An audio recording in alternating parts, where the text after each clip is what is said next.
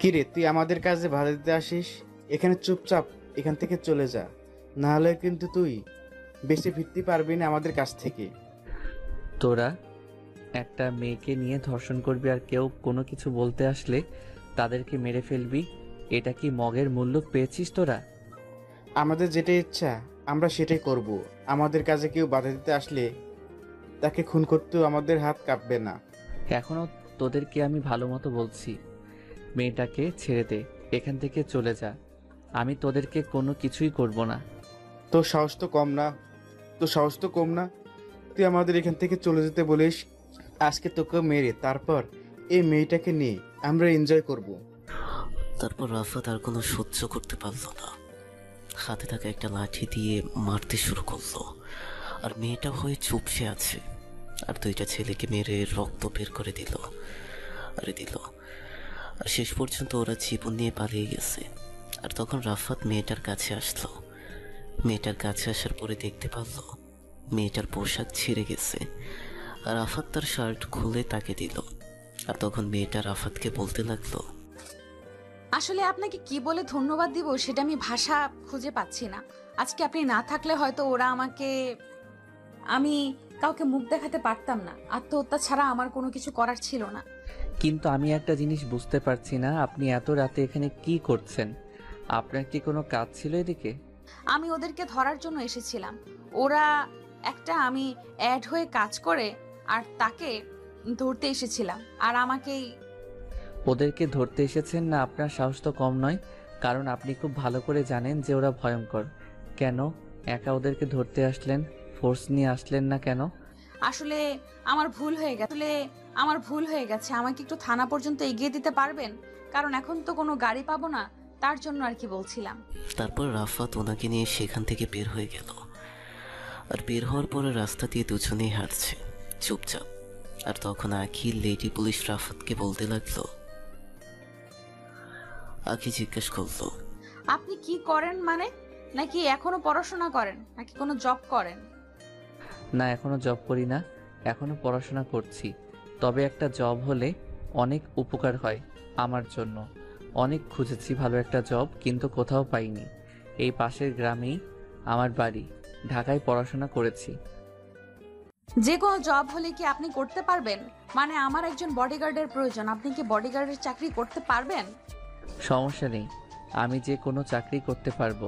আর bodyguard হওয়া তো খারাপ কোনো কিছু না, এটা আরও অনেক বড় মহান একটা পেশা। ঠিক আছে, তাহলে কালকে আপনি থানায় চলে আসবেন, আর তখনই কথা হবে। আপনার সার্টিফিকেটগুলো নিয়ে আসবেন, আমি এগুলো দেখব। তারপর আখি ম্যাডামকে থানার সামনে এগিয়ে দেওয়ার পরে রাফাতও বাড়িতে চলে আসলো। বাড়িতে আসতে আসতে প্রায় 12টা বেজে গেছে। আর রাফাত দেখতে পেল তার মা এখনো জেগে আছে।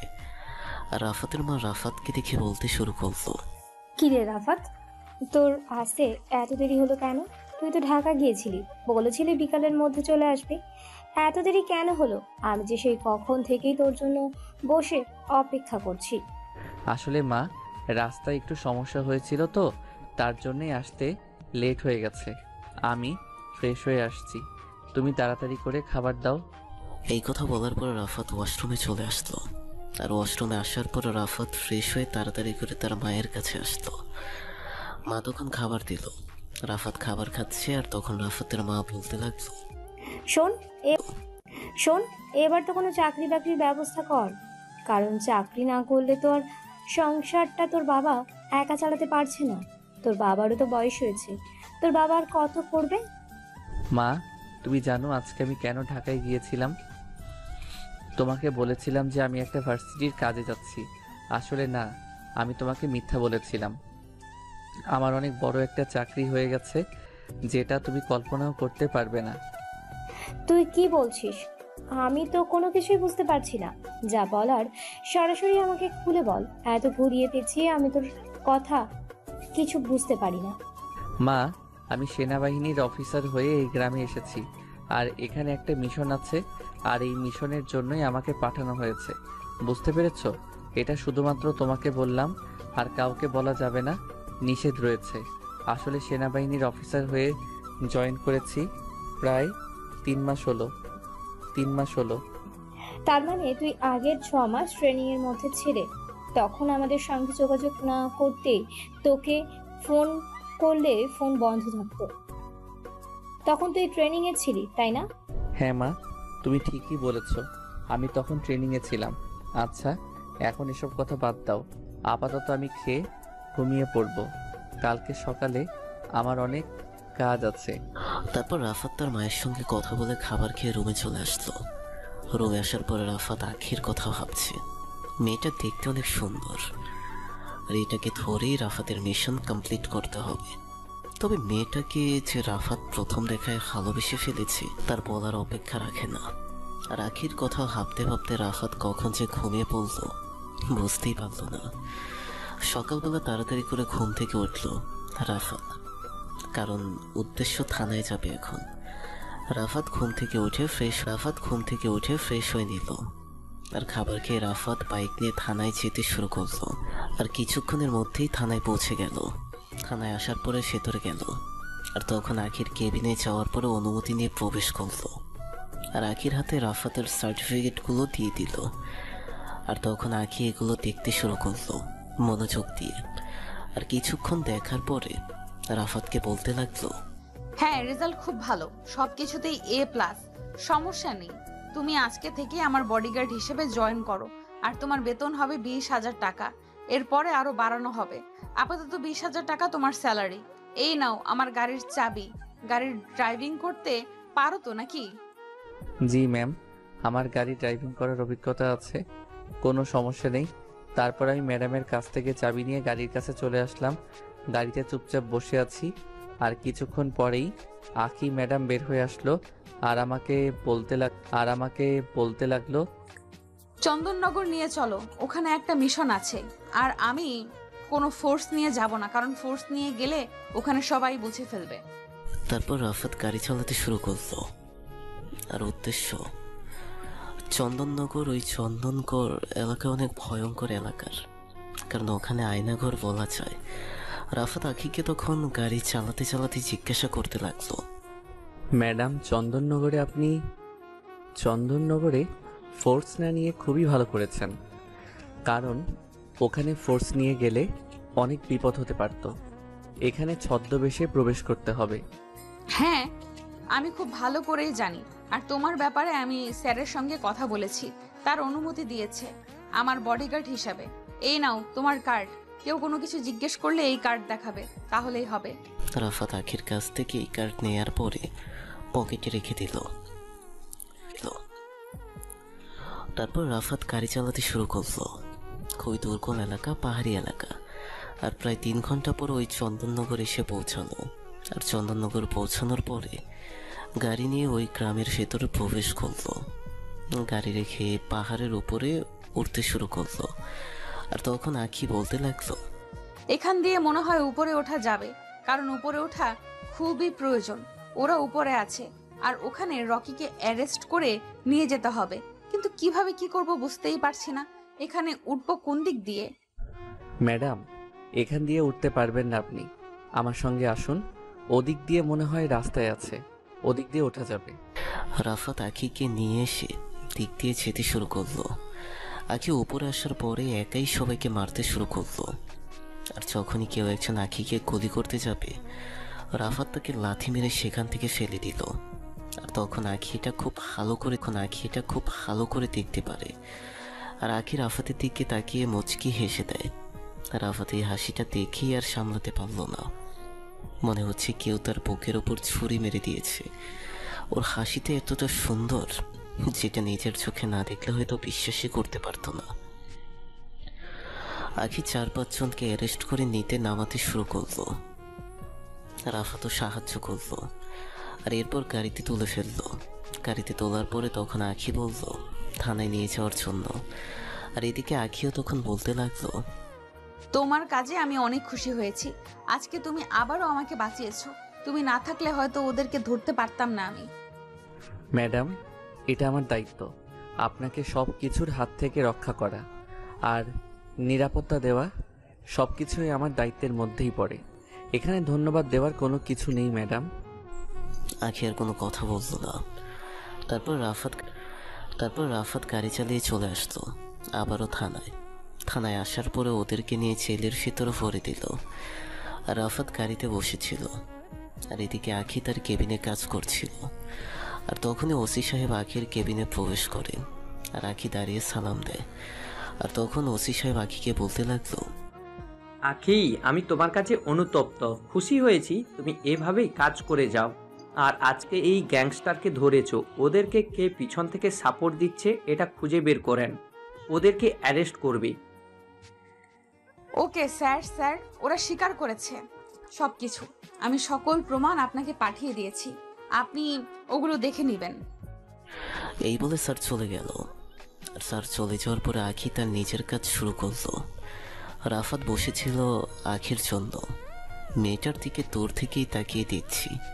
মেয়েটা খুব মনোযোগ দিয়ে চশমা পরে কাজ করছিল। আর হঠাৎ করেই রাফাতের মোবাইলটা বেজে উঠল। আর মোবাইলটা বের করে দেখতে পারলো রাফাতকে স্যার কল দিয়েছে। রাফাত খুব ভালো করে জানতাম যে রাফাতকে স্যার কল দেবে। রাফাত তাড়াতাড়ি করে মোবাইলটা রিসিভ করলো। আর মোবাইলটা রিসিভ করার পরে ওপাশ থেকে স্যার রাফাতকে বলতে লাগলো, রাফাত, তোমার কি খবর? তুমি তো মিশনের ব্যাপারে কোনো তথ্যই আমাকে দিচ্ছ না। এভাবে বসে থাকলে কিন্তু হবে না। আমি তোমাকে যে কাজ দিয়েছি এই কাজটা কেন করে দিচ্ছ না? তুমি ওদের ব্যাপারে কোনো তথ্যই জানাতে পারছো না এখনো পর্যন্ত। স্যার, রাফাত সব কিছুই পাঠিয়ে দেব 24 ঘন্টার ভিতরে। আমি আপনার কাছে 24 ঘন্টা সময় নিয়েছি, আর এই 24 ঘন্টার মধ্যে ওদেরকে আমি ধরে ফেলবো। একদম পুরো গোডাউনের মধ্যে গিয়ে আমি ওদের ঠিকানা সব কিছু জেনে ফেলেছি। কিন্তু এখন যদি গোডাউনে অ্যাটাক করতে যাই তাহলে সমস্যা হতে পারে। আমি বুঝে শুনে তারপর অ্যাটাক করতে যাব। ঠিক আছে, তুমি যেটা ভালো মনে করো সেটাই করো, কিন্তু 24 ঘন্টার মধ্যেই যেন আমার কাজটা হওয়া চাই। আমি উপরে জবাবদিহিতা করতে পারছি না, তুমি বুঝতে পারছো? এই বলে রাফাত কল কেটে দিল। কল কেটে দেওয়ার পরেই কিছুক্ষণ পরে রাফাতের ইমেইল আসলো একটা। আর ইমেইলটা ওপেন করে দেখলো একটা লোকেশনের ব্যাপারে স্যার রাফাতকে তথ্য জানিয়েছে। রাফাত লোকটার ব্যাপারে সব কিছু করতে শুরু করলো। লোকটার নাম হচ্ছে আলী হোসেন, গ্রাম তো এটাই, কিন্তু আলী হোসেন নামে এই গ্রামে কেউ তো থাকে না রাফাতের জানা মতে, কারণ এটা রাফাতের জন্মস্থান। আর এখানে তো আলী হোসেন নামে এই চেহারার মানুষ কেউই তো নেই। তাহলে কি স্যার এটা জানেন না? নাকি না, এটা তো আর কখনোই হতে পারে না। গোয়েন্দা কখনোই মিথ্যা কথা বলতে পারে না। আর ওরা তো তদন্ত করে এটা বের করেছে। কি করে হতে পারে? মাথায় তো কোনো কিছুই আসছে না। রাফাতের এই লোকের খোঁজ করব কি করে? রাফাত আরও পড়তে লাগলো। দেখতে পারলো নারী কেলেঙ্কারির ব্যবসায় জড়িত রয়েছে, এছাড়াও মাদক দ্রব্যের মধ্যে তার হাত রয়েছে। আর এভাবেই সময়টা পার হয়ে গেল। রাফাতের আর সন্ধ্যার সময় আঁখি বের হলো। আঁখি বের হবার পরে তখন গাড়িতে উঠে পড়লো। রাফাত তখন গাড়ি চালাতে শুরু করলো। আর গাড়িটা নিয়ে গেল সোজা তার কোয়ার্টারে। রাফাত আঁখিকে নামিয়ে দিল। আর নামিয়ে দেওয়ার পরে তখন আঁখি রাফাতকে বলতে লাগলো, কালকে সকালে ভোরবেলা খুব তাড়াতাড়ি চলে আসবে, বুঝতে পেরেছো? একদমই দেরি করা যাবে না। গাড়িটা পার্ক করে তোমার বাইক নিয়ে চলে যাও, আর আমি যখন কল দিব তখন চলে এসো যে কোনো সময়। ঠিক আছে বলে সেখান থেকে বেরিয়ে আসলো। আর সেখান থেকে বেরিয়ে আসার পরে আমি আমার বাইক নিয়ে যেতে শুরু করলাম অন্য একটা জায়গায়, যেখানে গেলে আমি আমার সকল তথ্য পেয়ে যাব। আমি আমার ইনফরমার গুড্ডুর কাছে আসার পরে তখন গুড্ডু বলতে লাগলো, এটাকে তো আমি খুব ভালো করে চিনি, এটা আপনারই সম্পর্কে চাচা হয়, কিন্তু আপনি কেন চিনতে পারছেন না জানেন? উনি প্লাস্টিক সার্জারি করে অন্য চেহারা বানিয়েছে, এখন বসবাস করছে। বেশ অনেক আগে প্লাস্টিক সার্জারি করেছে। আমি খুব ভালো করে জানি। ও আচ্ছা, তার আস্তানাটা কোথায় সেটা বলতে পারবি? ওর আস্তানার কাছে আমাকে নিয়ে চল তাড়াতাড়ি। এটা তো হতে পারে না বস, আমি যেতে পারবো না। আমি সবকিছু আপনাকে বলে দিতে পারি, কিন্তু আমি যেতে পারবো না, কারণ একবার যদি আমার ব্যাপারে জানতে পারে তাহলে আমাকে খুন করে ফেলবে। আমি তো বাঁচতে চাই। তুই যদি না যাস তাহলে আমি তোকে মেরে ফেলবো। তোকে যেটা বলেছি সেটা কর। তোকে যেতে হবে, মানে তোকে যেতে হবে মানে যেতে হবে। আরে স্যার, আপনি বুঝতে পারছেন না কেন? আমাকে নিয়ে গেলে শুধু শুধু আপনার আরো ঝামেলা হবে। আপনি যেরকম মিশন অভিজ্ঞতা আছে, আমার কি এটা আছে? আমাকে তো ওরা গুলি করে দিবে। গুন্ডু আমার বাইকের পেছনে বসে পড়ল আর রাফাত তাকে নিয়ে যেতে শুরু করলো। সে রাফাতকে রাস্তা দেখিয়ে দিয়েছে আর কিছু দূর আসার পরে রাফাত তাকে নামিয়ে দিল, কারণ তার গেলে অনেক সমস্যা হতে পারে। রাফাত একাই যেতে শুরু করলো আর কিছু দূর আসার পরে রাফাত আমার বাইক রেখে জঙ্গলের ভেতরে হাঁটতে শুরু করলো। আর জঙ্গলের ভেতরে হাঁটতে হাঁটতে দেখতে পারলো একটা ছোট কুঠির ঘর রয়েছে। রাফাত সেখানে চুপি চুপি গেল আর শুনতে পারলো ভেতর থেকে কিছু কথা ভেসে আসছে। হয়তো ভেতরে 2-3 জন মানুষ হতে পারে। রাফাত জানালা দিয়ে দেখতে পারল, আর যেটা দেখলো সেটা দেখার জন্য মোটেও প্রস্তুত ছিল না। ওই আলী হোসেন এবং তার সঙ্গে অন্য 2টা মেয়ে নষ্টামি করছে। ওরা কথাবার্তা বলছিল ঠিক এরকম। শোন, তোরা দুই পাশে 2 জন আমাকে আদর কর। আমি তোদের সোহাগ পেয়ে নিজেকে অসীম সমুদ্রের মধ্যে নিয়ে যেতে চাই। বস, আপনি যে এত বড় লুচ্চা আর এত বড় খারাপ মানুষ, সেটা যদি গ্রামের মানুষ জানতে পারে, আপনার চেয়ারম্যানগিরি বের করে দেবে সবাই। আচ্ছা, আপনার কি ভেতরে একটু খারাপ লাগে না? আমি তো আপনার মেয়ের মতো, আর আপনি আমাদেরকে ব্যবহার করছেন। অন্ততপক্ষে মনে হয় আমি আপনার মেয়ের ছোট হব, আর আপনি আমাদের শরীর নিয়ে ব্যবহার করছেন, তাও আবার আমাদের 2 বোনকে একসঙ্গে। কী সব কথা বলছিস? যেসব আজাইরা কথাবার্তা আমার সামনে বলবি না।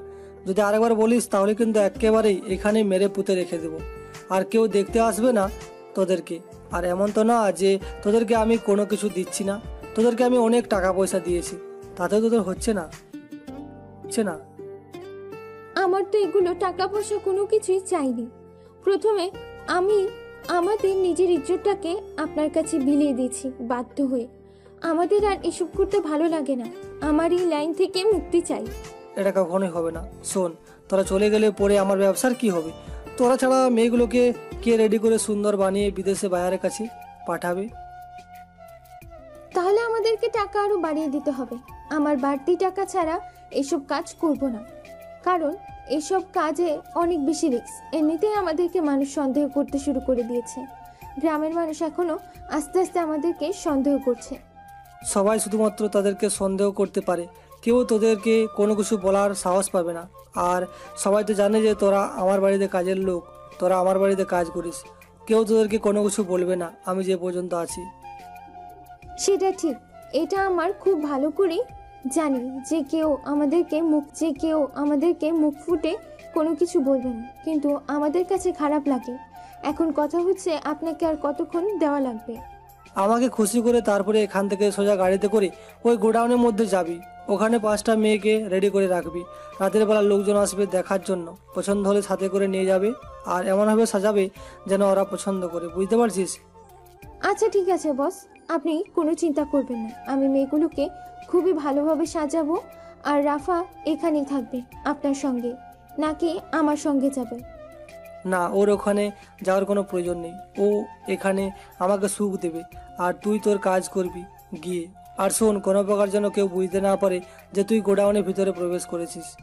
রাফাত কথাগুলো শুনে অবাক হয়ে গেল, কারণ তাদের এলাকার চেয়ারম্যান চাচা এরকম একটা কাজ করতে পারে। উনি এত বড় একটা গ্যাংস্টার, আর এটা গ্রামের কেউই জানে না। এগুলো ভাবা যায়। তারপর আমি সেখান থেকে সোজা চলে আসলাম আর লুকিয়ে পড়লাম। আর কিছুক্ষণ পর সীমা মেয়েটা বের হওয়ার পরে গাড়িতে উঠে পড়ল, আর সে নিজেই গাড়িতে করে ওই গোডাউনের উদ্দেশ্যে যেতে শুরু করলো। আর রাফাতও যেতে শুরু করলো। রাফাতের বাইক নিয়ে ফলো করতে লাগলো। আর কিছুক্ষণ পরে ওই গোডাউনের সামনে চলে আসলো, আর গোডাউনের সামনে বাইক রেখে রাফাত ভেতরে চলে গেল। আর না, এটা বুঝতে পারিনি যে তার পেছনে কেউ ফলো করতে করতে গোডাউনের ভেতরে প্রবেশ করে ফেলেছে। হ্যামা গোডাউনের দরজা লাগিয়ে দিল, আর সীমা ভেতরে যাওয়ার পরে মেয়েগুলোকে পানি ছিটিয়ে দিল যেন মেয়েগুলোর জ্ঞান ফিরে আসে। ওখান থেকে একটা মেয়ে সীমাকে বলতে লাগলো, তুই আমার বান্ধবী হয়ে আমার এত বড় সর্বনাশটা করতে পারলি? সত্যি সীমা, আমি তোর কাছ থেকে এটা আশা করিনি। সে ছোটবেলা থেকে তোর সঙ্গে আমার বন্ধুত্ব, একসঙ্গে স্কুলে, একসঙ্গে কলেজে পড়েছি, আর তুই কিনা আমাকে কিডন্যাপ করে ওর মতন একটা লুচ্চার কাছে তুলে দিলি, আর আজকে আমাকে বিক্রি করে দিবি? তোর হাত ধরে আমার বিক্রি হওয়া লাগবে? দেখ, এখানে কোনো কিছুই করার নেই। পুরো 10টা গ্রামের যত অপকর্ম হয় সকল কিছু এই আলী হোসেনের হাত ধরেই হয়। কি বুঝতে পারছিস ওর হাত কত বড়? ওর হাত থেকে কেউ রক্ষা পায় না, এমনকি তুইও পাবি না। আমাকে যেটা করতে বলেছে আমি সেটাই বলেছি, এটা ছাড়া আমার কাছে কোনো কিছু করার ছিল না। কিন্তু আমি তো তোর বান্ধবী ছিলাম, তুই তো আমার কোনো কিছু করতে পারতি। আমাকে তুই কিনা শেষে কিডন্যাপ করে এনেছে, সেইখানে ভুল বুঝিয়ে এটা কি করে আমি ভুলে যাব? তোর মতন বান্ধবী থেকে না থাকা আরো অনেক ভালো। তোর কাছে আমি সত্যি এটা আশা করিনি রে সীমা। দেখ, কোনো কিছুই করার নেই, এটা যা হবার তা হয়ে গেছে। এখন যেটা হবে সেটা সহজে মেনে নেবে, তাহলেই হবে। আমাকেই দেখ, আমাকে আলী হোসেন ধর্ষণ করেছে, আর ধর্ষণ করার পরে আমাকে বলেছে আমি যেন কাউকে না বলি। আমি কাউকে বলিনি, কারণ শেষ পর্যন্ত চিন্তা করে দেখলাম এভাবে বেঁচে থেকে কী লাভ। শুধু শুধু শেষ পর্যন্ত আমি আলী হোসেনের সঙ্গে যোগ দিলাম, আর আলী বসে না, আমাকে তার কাছে ব্যবহার করেছে। একটু আগেও তার সঙ্গে আমি ইন্টিমেট হয়ে তারপর এসেছি। এসব এখন স্বাভাবিক হয়ে গেছে, আর রাতের বেলা কয়েকজন আসবে তোদেরকে নেওয়ার জন্য, আর ওদের যদি খুশি হয় আমার দেখে, তাহলে আমি ওদের সঙ্গে বিছানায় যেতে রাজি আছি। কারণ ওদের সঙ্গে বিছানায় গেলে আমি অনেক টাকা পাবো, আর ওদের সঙ্গে ভালো পরিচয় হবে, আমি আরও উপরে উঠতে পারবো। এমনও হতে পারে ভবিষ্যতে আমি গ্যাংস্টার হয়ে যাব। কত সুন্দর ভবিষ্যৎ দেখতে পাচ্ছিস? তোর প্রতি এখন আমার ঘেন্না হচ্ছে। তোর মতন মেয়েদের জন্য আজকাল আমাদের মতন ভালো মেয়েদের নাম খারাপ হয়, কেউ আমাদেরকে বিশ্বাস করতে চায় না। তুই এগুলো ক্ষমতা পাওয়ার জন্য তুই নিজের ইজ্জত, নিজের সম্মান সবকিছু বিলিয়ে দিচ্ছিস। তুই কি করে পারিস অন্য একটা মেয়েকে এসব কাজে ফেলে দিতে? খারাপ কাজে তোর কি মনের মধ্যে একটুও খারাপ লাগে না? একটুও মায়া হয় না? না, আমার এসব কিছু থাকতো তাহলে তো আমি এতদিন ধরে এসব কাজ করতে পারতাম না, তাই না? আর গ্রামের মধ্যে যত মেয়ে আছে সকলকে আমি বিক্রি করে দেব আস্তে আস্তে। দেখবি এমন কেউ আসবে যে আমাদেরকে না হোক, কিন্তু এই আলী হোসেন এবং তার লোকজনকে শেষ করে দিবে। হয়তো আমি এগুলো দেখতে পারবো না, কিন্তু কোনো না কোনো একজন মানুষ ঠিকই আসবে এগুলোকে রুখে দেওয়ার জন্য। এই স্বপ্ন তোর কোনোদিনই পূরণ হবে না, কারণ যে পর্যন্ত আলী হোসেন আছে এ পর্যন্ত কেউ তার কোনো ক্ষতি করতে পারবে না, আমরাও কোনো ক্ষতি করতে পারবো না। কেউ বুঝতে পারছিস? আর শুধু আলী হোসেন নয়, আর এর পেছনে আরও অনেক মানুষ আছে যারা আলী হোসেনকে সাপোর্ট দিচ্ছে, না হলে চেয়ারম্যান হয়ে এত খারাপ কাজ কখনোই করতে পারতো না। রাফাত কি ওই মেয়েটাকে কয়েকটা থাপ্পড় মারল, আর কয়েকটা থাপ্পড় মারার পরেই তার ঠোঁট ফেটে রক্ত বের হতে শুরু করলো। আর তখন রাফাত তাকে বলতে লাগলো, একটা মেয়ে এতটা খারাপ কি করে হতে পারে সেটা তোকে না দেখলে হয়তো বুঝতে পারতাম না। তুই একটা মেয়ে হয়ে আরেকটা মেয়ের সর্বনাশ কি করে করতে পারছিস? তারপর আবার ওর পর ছোটবেলার বান্ধবী। আমি সব কিছুই শুনেছি। তুই কি মনে করেছিস তোদের হাত অনেক বড় আর কেউ তোদেরকে কোনো কিছু বলতে পারবে না? তোদেরকে শায়েস্তা করার জন্যই ঢাকা থেকে আমাকে এখানে পাঠানো হয়েছে। আমি এখনো জানতেও পারিনি যে আমার নিজের গ্রামেই এসব কর্ম হচ্ছে। এই যে অফিসার, তুই এখানে এসেছিস মরার জন্য। আমি একটা ফোন করলে আর আলীর লোকজন যদি একবার দেখতে পারে তাহলে তোকে শেষ করে দেবে। এখনো বাঁচতে চাইলে এখান থেকে পালিয়ে যা, আর আমাকে আমার কাজ করতে দে। তোদের ভয়ে আমি এখান থেকে পালিয়ে যাব, এই কারণে আমাকে এখানে পাঠানো হয়নি। সেনাবাহিনীর অফিসার এমনি এমনি হয়ে যায়নি। অনেক কষ্ট করার পরে আমাকে সেনাবাহিনীর অফিসার বানানো হয়েছে। ভালোই ভালোই বল, আমাকে হাত তোলার জন্য বাধ্য করিস না। আমাকে মেরে ফেললেও আমি কোনো কিছু বলবো না। তুই আমার কাছ থেকে কোনো কিছু শোনার আশা করিস না, আমি জীবন দিয়ে দেব।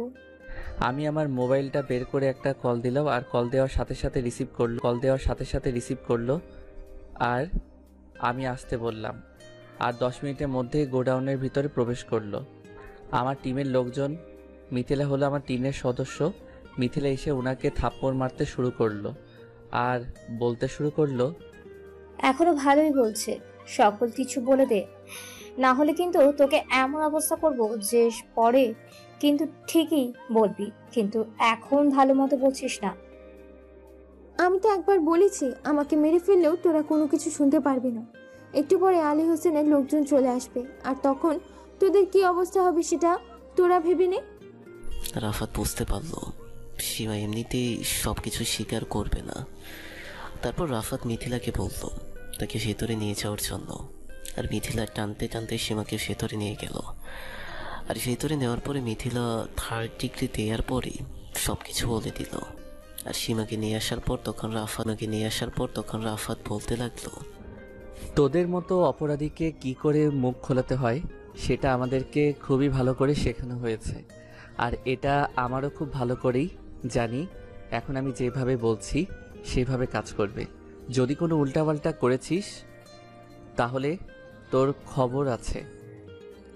আলী হোসেন তোদেরকে যে কাজ করতে বলেছে করা ঠিক সেই কাজই করবে।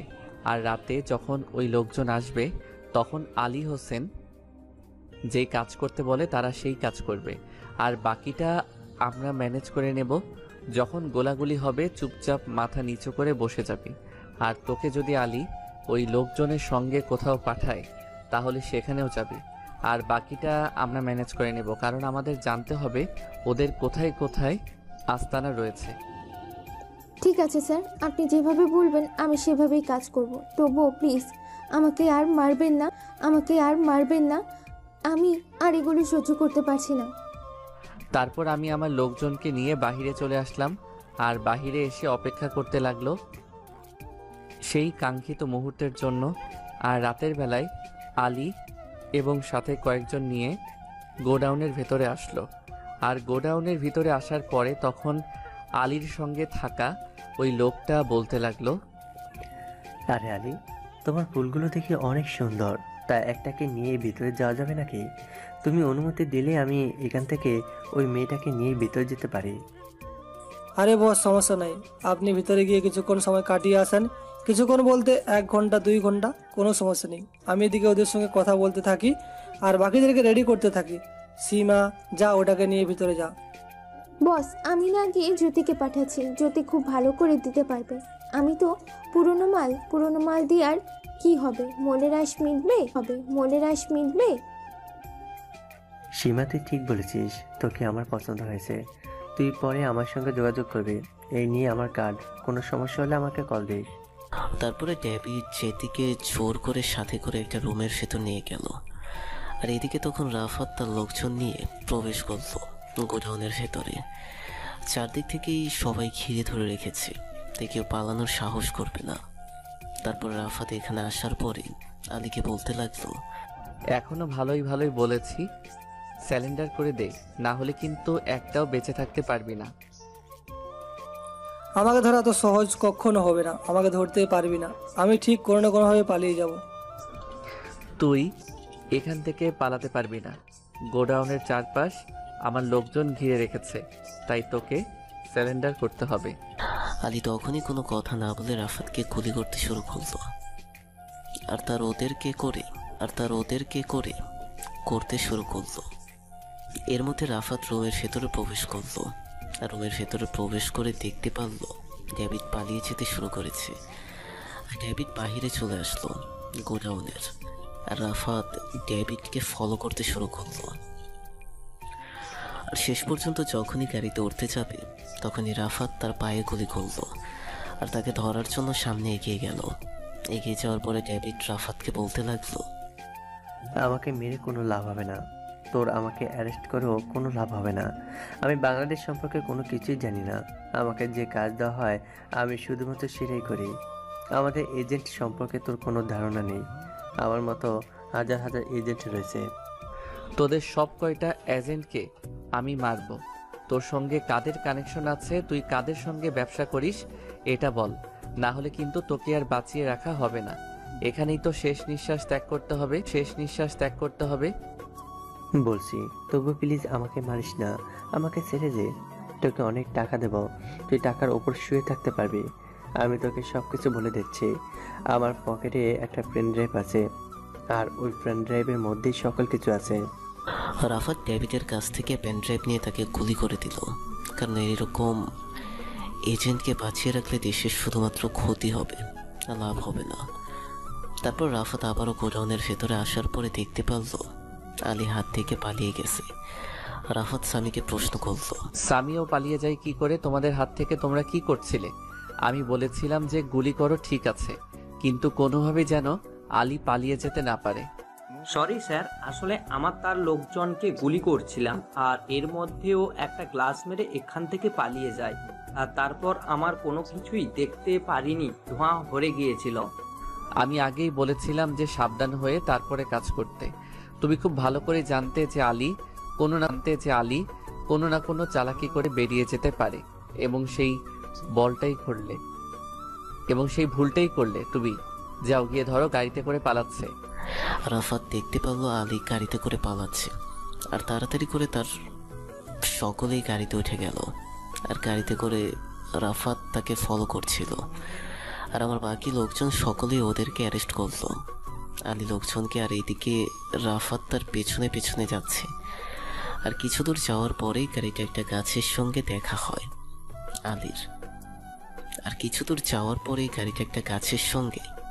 দেখা হয় আলীর। রাফাত তাড়াতাড়ি করে নেমে আলীকে গাড়ি থেকে বের করলো, আর বের করার পরে ইচ্ছে মতো মারতে শুরু করলো। আর তখন আলী রাফাতকে বলতে লাগলো, আমাকে মেরে কোনো লাভ নেই, আমি আসল মানুষ না। আমার উপরেও আরো অনেকজন মানুষ আছে, আর ওদেরকে তুই কখনই ধরতে পারবি না। আমি ধরতে পারবো কিনা সেটা তোর এত চিন্তা করতে হবে না। আচ্ছা, আমার একটা প্রশ্ন তোর কাছে। তোর তো একটা মেয়ে আছে, তোর একমাত্র মেয়ের দিকে তাকিয়েও তোর একটু মায়া হয় না যে তুই তারই মতো মেয়েগুলোকে ব্যবহার করছিস, ওদেরকে বিক্রি করে দিছিস? না, আমার একটুও মায়া হয় না, আমার মধ্যে মায়া কাজ করে না। আমার শুধুমাত্র টাকা আর ক্ষমতা চাই, আর এই কারণেই আমি এসব কিছু করছি। মাটির দিকে একবার তাকিয়ে দেখ, মাটি কি কোন অবস্থায় আছে। মৃত্যুর পর ওখানেই যেতে হবে। মানুষ এতটা নিচু হতে পারে কি করে? কতগুলো মেয়ের জীবন নষ্ট করেছে, আর একটা মেয়েকে পুরো খারাপের যদি কোনো নিকৃষ্ট অবস্থায় থাকে সেই জায়গায় নিয়ে গেছে। মেয়েগুলো এখন নিজে নিজে বিছানায় যেতে রাজি হয়, শুধুমাত্র তোর কারণে এমনটা হয়ে গেছে। ওদের কখনো মনে হয় না যে ওরা মেয়েদের উপর আমার অনেক বেশি রাগ, তার জন্য আমি এমনটা করেছি। আমার ওয়াইফ অন্য কারোর সঙ্গে চলে গেছিল, আর এই জন্য আমি সিদ্ধান্ত নিয়েছিলাম আমি এসব কাজ করব, আর এই কারণে এসব কাজে এসেছি। তারপর আবার আমার টাকা আর ক্ষমতার লোভে পেয়ে গেছি, আর এই কারণে এসব কাজ করি আমি। তোর কথা শুনে মনে হচ্ছে ওরা সরকারি জিনিস, আর এ কারণেই তুই তোর মতো করে বিক্রি করে দিচ্ছি। বলার কেউ নেই, তোকে ইচ্ছে করে এখানে আমার পিস্তলে সব কয়টা গুলি তোর মুখের ভিতর ভরে দেই। আমি মারা গেলেও এই ব্যবসা চলমান থাকবে, কারণ আমার পিছনে অনেক লোকজন আছে। আমি মরে গেলেও কোনো আপত্তি নেই, কিন্তু তুই আমাদের কখনোই শেষ করতে পারবি না। একের পর এক এজেন্ট তৈরি হতে থাকবি। আমি আলীকে অ্যারেস্ট করে গাড়িতে তুললাম, আর গাড়িতে তোলার পরে তাকে পাঠিয়ে দিল কারাগারে স্যারের কাছে পাঠিয়ে দেওয়ার পরে স্যার আমাকে কল দিল, আর তখন আমাকে বলতে লাগলো, শাহরিয়ার, আমি তোমার কাছে অত্যন্ত খুশি হয়েছি। আমি জানতাম তুমি মিশন কমপ্লিট করতে পারবে, কিন্তু পরে কিছু জানতে পেরেছো? স্যার আলীকে কোনো কিছু জিজ্ঞাসা করে লাভ নেই, কারণ ও তেমন কোনো কিছু জানে না। যা জানার সবকিছুই সীমা জানে, কারণ সীমার সঙ্গে উপরে কানেক্টে ডক্টর রয়েছে। আলীকে শুধুমাত্র একজন কাজ করতে বলে, সে হচ্ছে ডেভিড, আর ডেভিডকে আমরা মেরে ফেলেছি ক্রসফায়ারে করে। যা কিছু জানার আমি সীমার কাছ থেকে জেনে সামনের দিকে আগাচ্ছি। ঠিক আছে, তুমি তোমার মিশন চলমান রাখো, আর অবশ্যই সাবধানে থেকো। এখন থেকে তোমার উপর অনেক বিপদ আসতে পারে, চতুর্দিক দিয়ে। আর কোনো কিছু প্রয়োজন হলে আমাকে জানাবে। তারপর রাফাত কল কেটে দিল। কল কেটে দেওয়ার পর রাফাত গাড়িতে চড়ে আসলো। বাড়িতে এসে খাওয়া দাওয়া করে কখন যে ঘুমিয়ে পড়লো বুঝতেই পারলো না।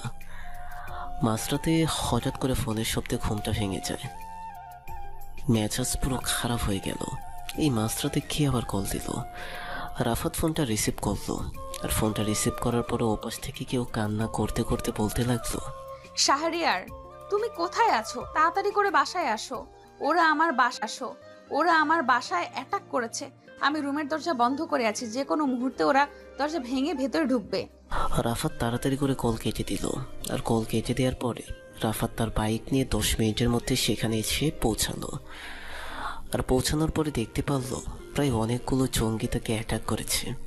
রাফাত তাড়াতাড়ি করে তার পিস্তল দিয়ে এগিয়ে যেতে শুরু করলো বাসার ভেতরে। আর এখন কি সিঁড়ির এখানে দেখেই কড়ি করে দিল। আর তখন বাকিরা রাফাতকে গুলি করছিল।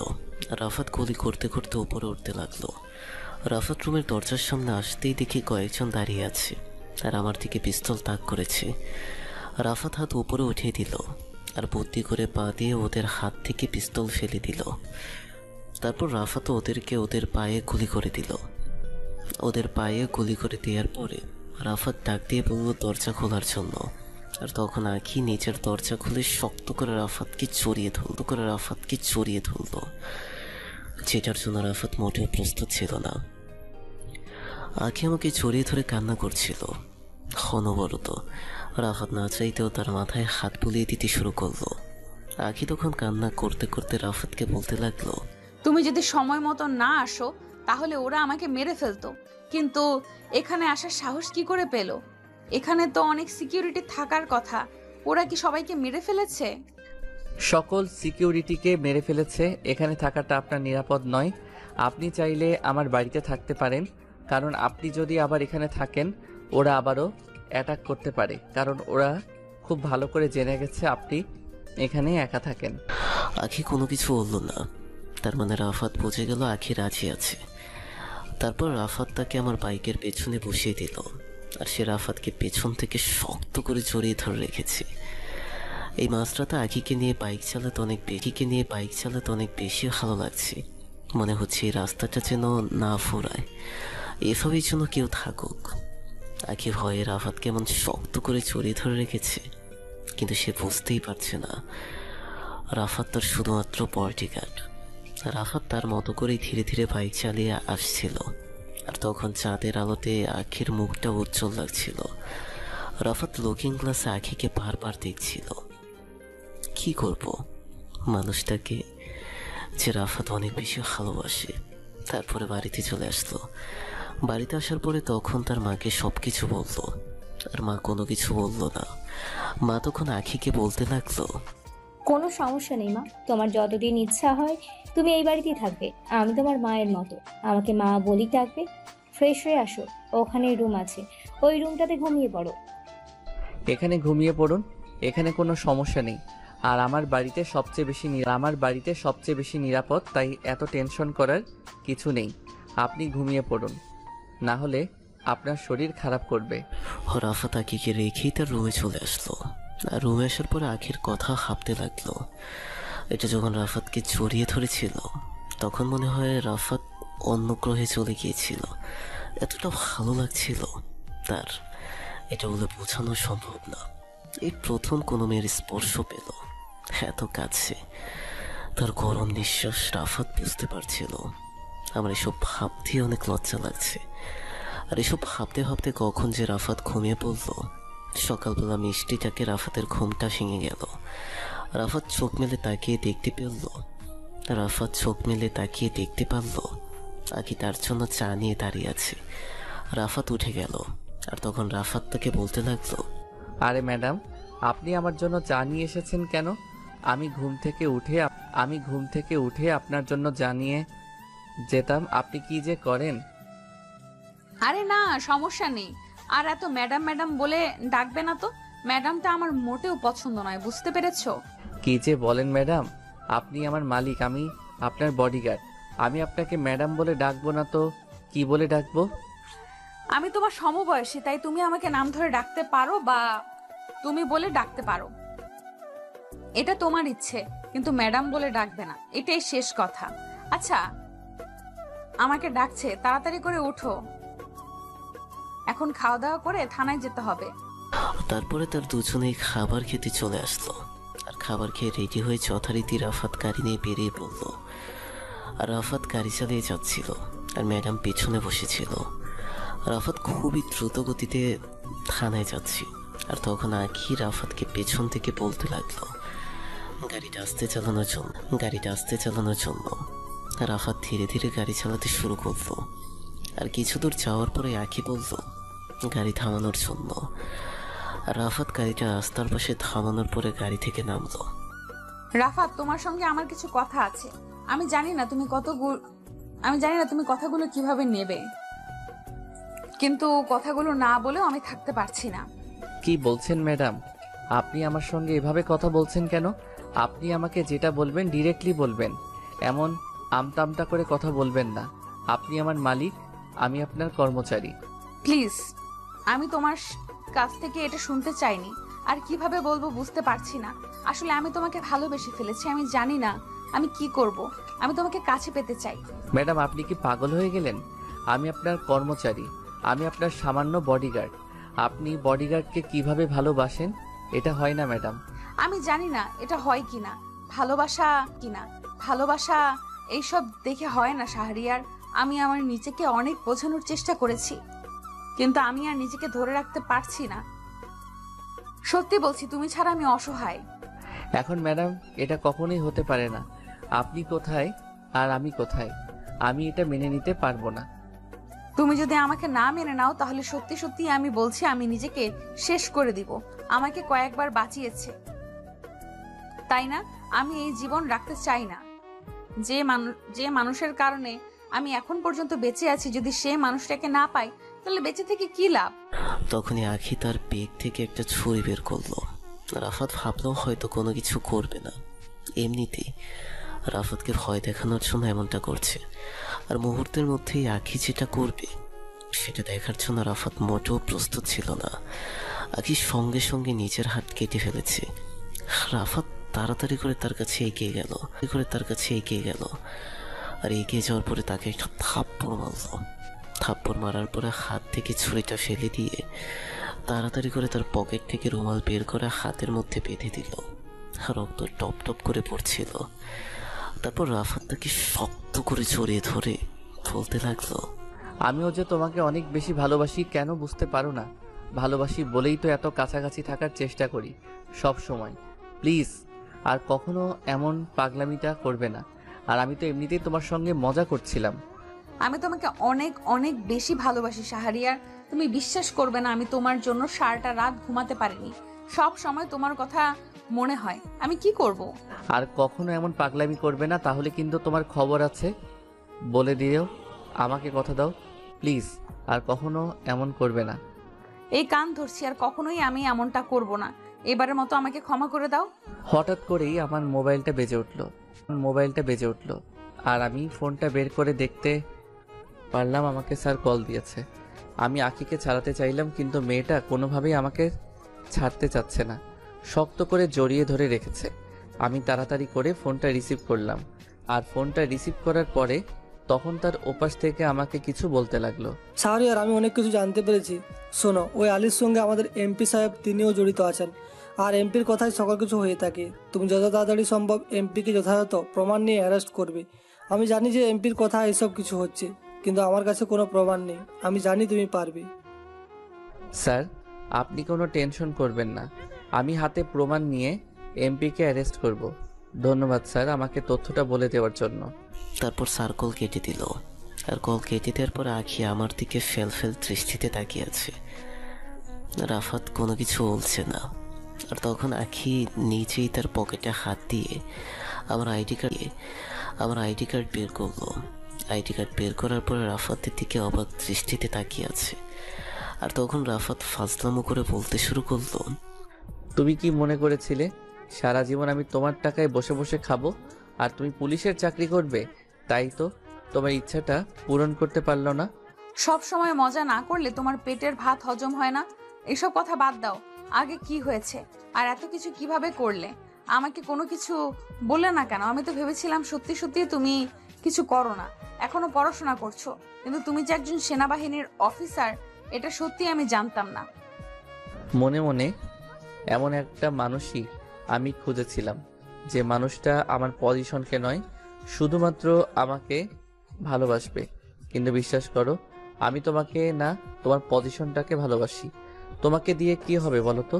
তুমি এভাবে সাথে বাচ্চার মা হবে, অন্য মেয়েরাও বাচ্চার মা হবে, তাহলে তোমার আর ওই মেয়েগুলোর মধ্যে পার্থক্যটা কোথায়? এই কথা আমার বলতে দেরি হলো, কিন্তু রাফাতকে থাপ্পড় দিতে একটু দেরি হলো না।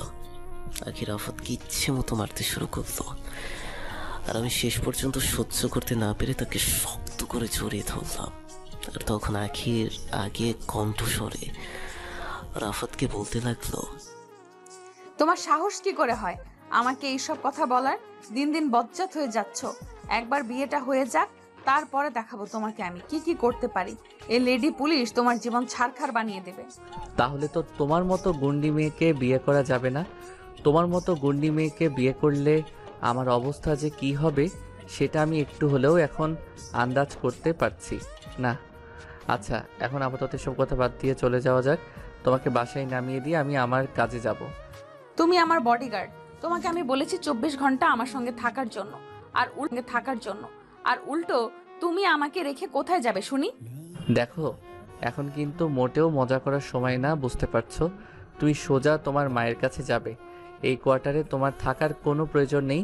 কোয়ার্টারে থাকলে তোমার বিপদ হতে পারে। তোমাকে নিয়ে আমি আর টেনশন করতে পারবো না। আমি হাতের কাজটা শেষ করে তারপরে মাকে তোমার বাসায় পাঠাবো।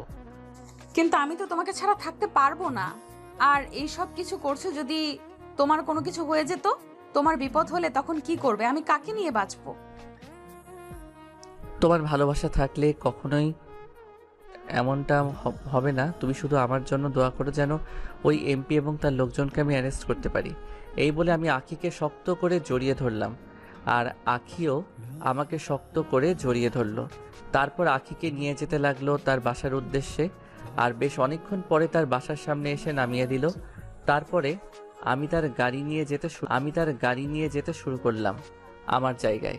আর কিছু দূর আসার পরে আমার টিমের সদস্যরা দাঁড়িয়ে আছে।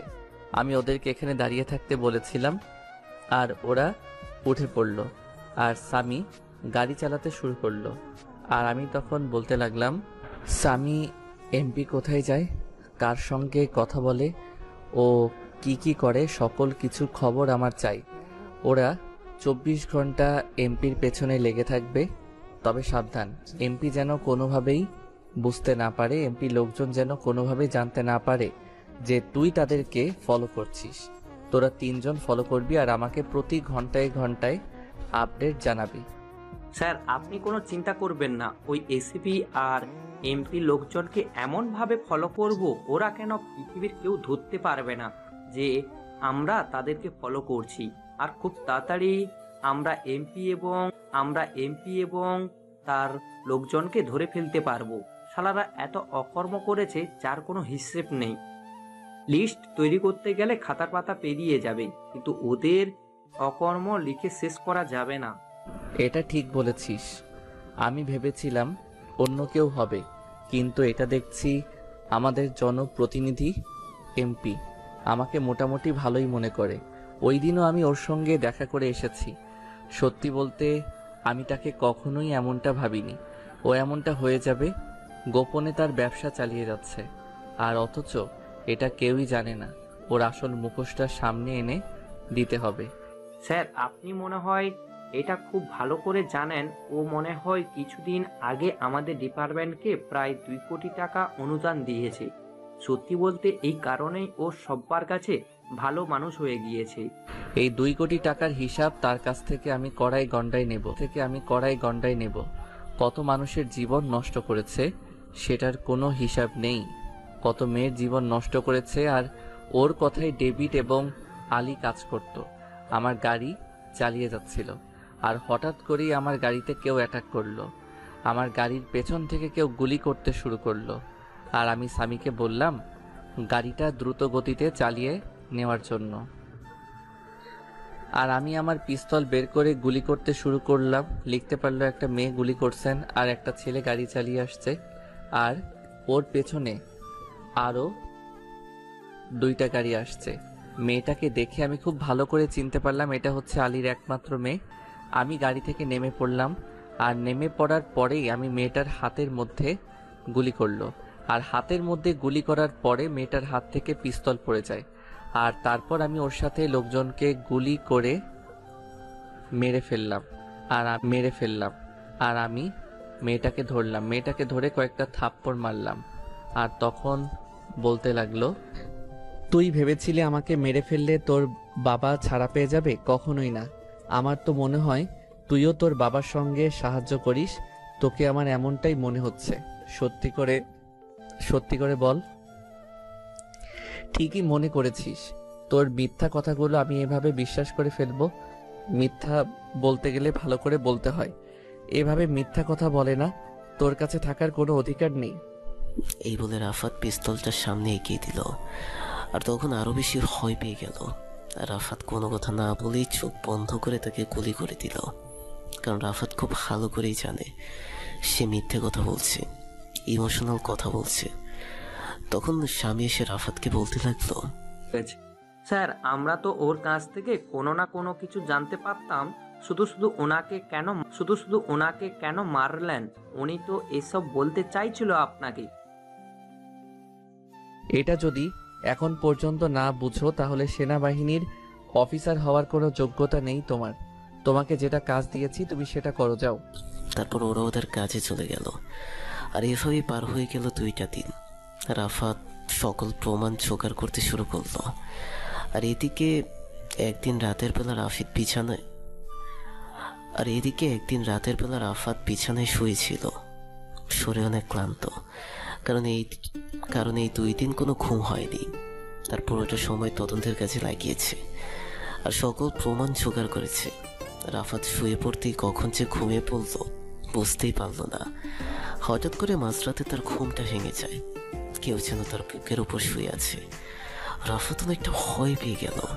রাফাত মোবাইলে ফ্ল্যাশ দিয়ে দেখতে পারল আখি তার বুকের উপর শুয়ে আছে। রাফাত ধাক্কা দিয়ে ফেলে দিল। আসলে ধাক্কা দিতে চায়নি, কিন্তু উঠতে গিয়ে পড়ে গেছে। আর তখন আখি কান্না করতে করতে রাফাতকে বলতে লাগলো, ও মা গো, আমার কোমরটা ভেঙে গেল। তুমি কি মানুষ নাকি অন্য কিছু? এইভাবে কেউ কাউকে ধাক্কা দেয়? আমার তো মনে হয় কোমরটা গেল। আস্তে চিল্লাচিল্লি করো, কান্নাকাটি করবে, কোনো সমস্যা নেই। সারা রাত কান্না করো, কোনো কিছু বলবো না। আমি কিন্তু দূরে কান্নাকাটি করলে মা বাবা যদি একবার জানতে পারে তুমি এখানে আমার রুমে, তাহলে কিন্তু আমাকে বাড়ি থেকে বের করে দেবে সারা জীবনের জন্য। আর তুমি এখানে কেন, কিভাবে আসলে? তোমার তো তোমার বাসায় থাকার কথা।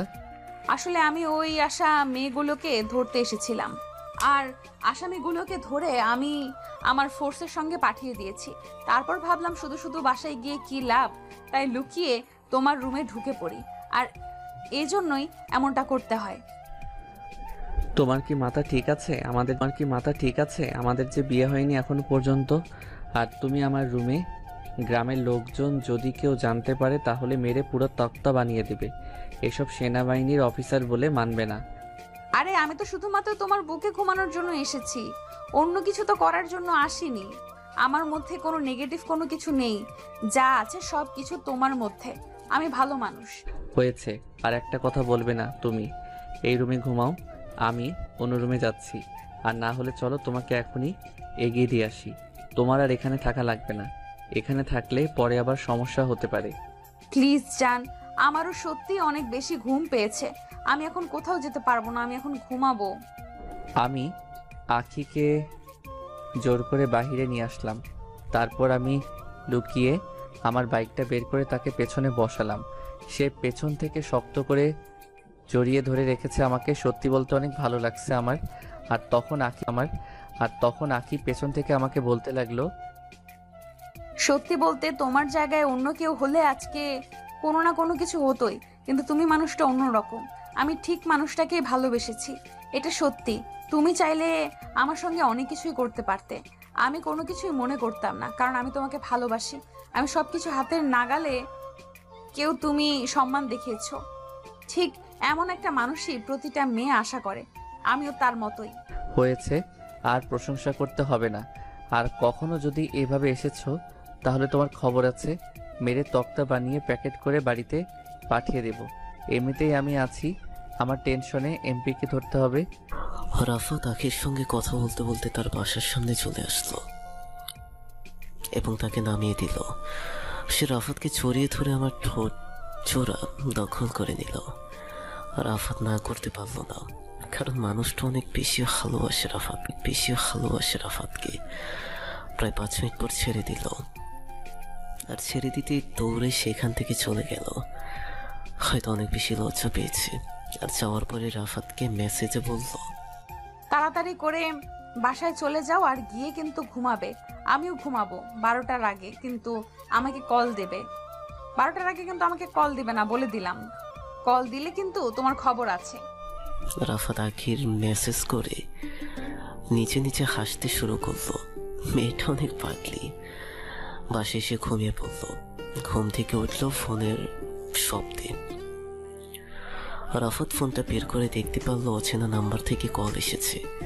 রাফাত ফোনটা রিসিভ করলো, আর ফোনটা রিসিভ করার পরে আখি উপোস থেকে কান্না করতে করতে রাফাতকে বলতে লাগলো, রাফাত, তুমি কোথায় আছো? তাড়াতাড়ি আমাকে বাঁচাও। আন্টিকে এবং আমাকে তুলে নিয়ে এসেছে এমপির লোকজন। কি বলছো তুমি? আমার মাকে আর তোমাকে তুলে নিয়ে গেছে মানে? মা তো বাড়িতে থাকার কথা। মাকে বাড়ি থেকে কিডন্যাপ করার সাহস কিভাবে পেল? আন্টি ডাক্তারের কাছে এসেছিল আর আমি থানায় যাচ্ছিলাম, আর তখনই আমাকে কিডন্যাপ করে নিয়ে আসে। আর আমি এসে দেখতে পারি আন্টিকে অনেক আগেই নিয়ে এসেছে। ঠিক আছে, তুমি কোনো চিন্তা করো না, ওরা তোমার কোনো কিছুই করতে পারবে না। আমি এখনই আসছি, ওদের খবর আছে। ওরা কোথায় হাত দিয়েছে সেটা জানি না। এত বড় বড় কথা বলিস কেন? তুই নাকি অনেক বড় অফিসার হয়ে গেছিস। আমাকে ধরার জন্য নাকি তোকে উপর থেকে দায়িত্ব দেওয়া হয়েছে। তার দায়িত্বটাকে বড় মনে করলি নাকি? একবার আমার কথাটা ভেবে দেখলি না আমি কি করতে পারি না করতে পারি? আমার ব্যাপারে জেনে তারপর আমাকে অ্যারেস্ট করে নিয়ে যাস। তুই কেন? তোর সাথে যেগুলো আছে সবাইকে অ্যারেস্ট করে নিয়ে যাব কেন? আলিয়া ডেভিডকে তো নিয়ে আসলাম, দেখতে পারিসনি? আর আমার ব্যাপারে খুব ভালো করে খোঁজ নে, তাহলে জানতে পারবি আমি কে। ভেবেছিলাম সবকিছু গোপন রেখে আমি আমার সবকিছু করে যাব, কিন্তু তোর জন্য সবকিছু সম্ভব হলো না। তাই তোকে কি করে বাঁচিয়ে রাখি? তোর আপন মানুষগুলো অনেক কান্না করছে, বিশেষ করে আখি। কোনো কথাই শুনছে না। এত করে বললাম চল তোকে বিয়ে করে ফেলি, কিন্তু মেয়েটা রাজি হচ্ছে না। আর তোর মা শুধু এক কথা বলছে যে তুই নাকি আসবি বাঁচাতে। তুই যদি 10 মিনিটের মধ্যে না আছিস তাহলে তো আমি মেরে ফেলবো। দেখ, তোর সঙ্গে সকল সমস্যা আমার সঙ্গে, ওদের কোনো ক্ষতি করিস না। আমি 10 মিনিটের মধ্যেই আসছি। তারপর রাফাত তাড়াতাড়ি করে গাড়ি বের করে তার ঠিকানা অনুযায়ী যেতে শুরু করলো। আর কিছুক্ষণের মধ্যেই পৌঁছে গেল। আর তারপর গাড়ি রেখে রাফাত তার ব্যাগ নিয়ে সেখানে গোডাউনের ভেতরে প্রবেশ করলো। গোডাউনের ভেতরে প্রবেশ করতে করতে দেখতে পারলো মাকে চেয়ারের সঙ্গে বেঁধে রেখেছে, সাথে আখিকেও। মা তখন ওদেরকে বলতে শুরু করলো, আমি বলছিলাম না আমার ছেলে ঠিকই আসবে আমাকে বাঁচানোর জন্য। তুই আমার ছেলেকে চিনিস না? তুই কার গায়ে হাত দিয়েছিস সেটা ভুলে গেছিস? যে ছেলে তার মাকে মশা কামড় দিলে সে মশাকে খুঁজে বের করে আনে, হাত ধরা তো আমাকে কিডন্যাপ করে এখানে নিয়ে এসেছিস। সাহস থাকলে সামনাসামনি এসে লড়াই কর। কেন পেছন থেকে মাথায় আঘাত করে কিডন্যাপ করে নিয়ে এসেছিস? সামনাসামনি ফাইট করে তারপর যেটা বলবি আমরা সেটাই করব। তুই বিয়ে করতে বলিস না, আমি তোকেই বিয়ে করব। কনফিডেন্স খুব ভালো, কিন্তু এমন ওভার কনফিডেন্স একদম ভালো না। কিন্তু কে আছিস তাকে বুঝিয়ে দে আমরা কি করতে পারি, এই এমপি কি করতে পারে। তারপর সবাই রাফাতকে মারতে আসলো। আর রাফাত ওদেরকে মারতে শুরু করলো। আর তখন দেখলাম এমপি আখির দিকে এগিয়ে যাচ্ছে। রাফাত মারামারি বন্ধ করে দিল, আর আখি এদিকে চোখ দিয়ে সাড়া দিল, কারণ তার হাত সে নিজেই খুলে ফেলেছে। আর আখি তার হাত খুলে ফেলার পরে সামনে থাকা রাফাতের দিকে ছুড়ে দিল। তারপর আখি এবং মাকে মুক্ত করে দিল। আর আখি মাকে সাইড করে আখিও গুলি করতে লাগলো। ওদেরকে আর ওখানে এমপির যত লোকজন ছিল সকলেই মারা গেল। আর এদিকে রাফাত এমপিকে গিয়ে মারতে শুরু করলো। আর তখন রাফাত তাকে বলতে লাগলো, তুই কি মনে করছিস সবাইকে ধরে দিয়ে তুই সারা জীবন এভাবেই থাকতে পারবি? হ্যাঁ, কখনোই না। বিদেশে পালিয়ে যেতে চেয়েছি, তাই না সারা জীবন জেলের ভিতরে বসে থাকবি? তুই কিন্তু ভুল করছিস, আমার সঙ্গে বিদেশে কানেকশন আছে। পরে যদি জানতে পারে তাহলে তোকে বাঁচিয়ে রাখবে না, তোকে মেরে ফেলবে কিন্তু। আমাকে নিয়ে তোর এত চিন্তা করতে হবে না। আপাতত তুই তোর নিজের চিন্তাটা কর। ফাঁসির অর্ডার না আসা পর্যন্ত জেলের ভিতরে পচে মরবি। তারপর রাফাত এমপিকে অ্যারেস্ট করলো, আর এমপিকে অ্যারেস্ট করে রাফাত সরাসরি নিয়ে আসলো কারাগারে। আর এভাবেই পার হয়ে গেল 2টা দিন কাজের মধ্যে। আর তখন এদিকে মা আখির সঙ্গে রাফাতের বিয়ের ব্যবস্থা করে ফেললো। আর দেখতে দেখতে খুব তাড়াতাড়ি আমার এবং আখির বিয়েটা হয়ে গেল। আসলে খুবই তাড়াতাড়ি করে তাদের বিয়েটা দেওয়া হয়েছে। হয়তো আখির জন্য বিয়েটা দিয়েছে মা। এখন রাফাত দাঁড়িয়ে আছে বাসর ঘরের সামনে। তখন রাত 11টা বাজে। রাফাত 11টার সময় বাসর ঘরে প্রবেশ করলো। আর বাসর ঘরে প্রবেশ করেই রাফাত দরজা লাগিয়ে দিল। আর তখন বিছানায় তাকে দেখতে পারলো। রাফাত মানুষটা বিছানার মধ্যে লাল বেনারসি পরে বসে আছে। রাফাত দাঁড়িয়ে আছে। আর কিছুক্ষণ পরে রাফাতকে এসে পায়ে ধরে সালাম করলো। রাফাত তখন তাকে ধরে শক্ত করে জড়িয়ে ধরলো। তার শরীরে অন্যরকম একটা গ্রান আমার নাকে আসছে, যেটা রাফাতকে পাগল করে দিচ্ছে। আর কিছুক্ষণ পর আখি তখন রাফাতকে বলতে লাগলো, এই যে স্যার, আপনার তো মতলব একদম সুবিধার মনে হচ্ছে না। দেখুন, আজকে কোনো কিছু হবে না। আমার কাছ থেকে আজকে দূরে দূরে থাকবেন। কেন গো, আজকে কি হরতাল দেখেছো নাকি? আর এমনি তো পুলিশরা মানুষ ভালো না, যতটা না মানুষের সেবা করে তার চেয়ে বেশি মানুষের ক্ষতি করে। তাই নাকি? তা আমারও কি কারো পিঠে গিয়ে চুলকানি দিয়ে আসি নাকি? তা আমরা কি কারো পিঠে গিয়ে চুলকানি দিয়ে আসি নাকি যে তুমি এইসব কথা বলছো? এই পুলিশকেই কিন্তু তোমার বিয়ে করতে হয়েছে। এটাই তো সমস্যা, লেডি পুলিশকে বিয়ে করে জীবন যেন হয়ে যাবে আমার। আজকে থেকে জীবনটা শেষ হয়ে গেল। রাফাত তখন আখিকে শক্ত করে জড়িয়ে ধরে তার ঠোঁট জোড়া দখল করে নিল। আর তখন সেও রাফাতকে রেসপন্স করতে লাগলো। আর 5 মিনিট পরে তাকে ছেড়ে দিল।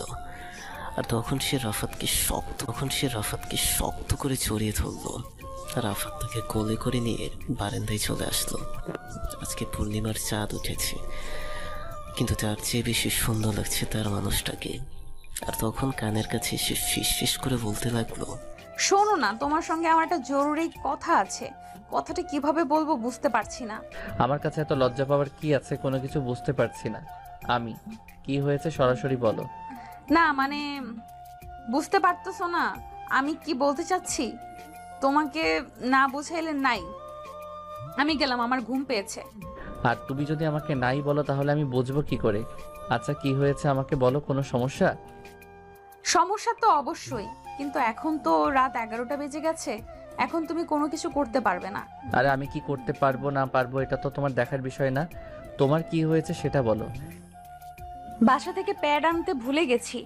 আমি কি করব? এত কিছুর মধ্যে কি আর সবকিছু মনে থাকে? এখনই লাগবে নাকি সকাল পর্যন্ত চলবে? সকাল পর্যন্ত চললে আমি সকালে গিয়ে নিয়ে আসবো। যদি না হয় তাহলে এখনই গিয়ে নিয়ে আসি।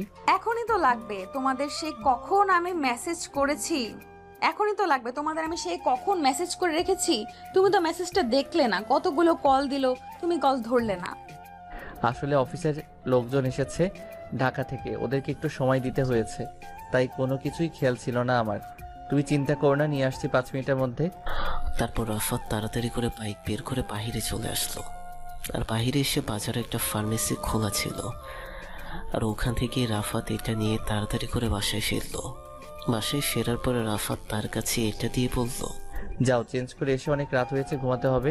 কালকে আবার আমাকে ঢাকা ফিরে যেতে হবে। পরের সপ্তাহে এসে মা বাবা তোমাকে নিয়ে যাব। এই কথা বললে যাব না কিন্তু আমি এখানেই বসে থাকবো। সাহস কত! বড় বিয়ে ঢাকা চলে যাবে। আমাকে রেখে গেলে আমাকে একসঙ্গে নিয়ে যেতে হবে, না হলে তোমাকে ছেড়ে দেব না। আচ্ছা ঠিক আছে, আগে তুমি এটা চেঞ্জ করে এসো, পরেরটা পরে দেখা যাবে। আগে সকাল হোক, তখন সিদ্ধান্ত নেওয়া যাবে। আকি ওয়াশরুমে চলে গেল। আর কিছুক্ষণ পরে ওয়াশরুম থেকে চলে আসলো। আর এসেই আমার বুকের উপর শুয়ে পড়লো। আর তখন আমার কানের কাছে এসে বলতে লাগলো, কি ব্যাপার? তুমি আমাকে আদর না করে এভাবে শুয়ে আছো কেন? তোমাকে অনেক আদর করতে হবে, এবং পেটে ব্যথা করছে, বুঝতে পারছো না কেন? রাফাত তাকে শক্ত করে জড়িয়ে ধরলো। আর সেও রাফাতকে শক্ত করে জড়িয়ে ধরলো। আর এভাবেই না হয় চলতে থাকুক তাদের মিষ্টি ভালোবাসার গল্পটা। নতুন নতুন ভালোবাসার গল্প পেতে আমাদের চ্যানেলটি সাবস্ক্রাইব করে আমাদের পাশেই থাকবেন। ধন্যবাদ সবাইকে।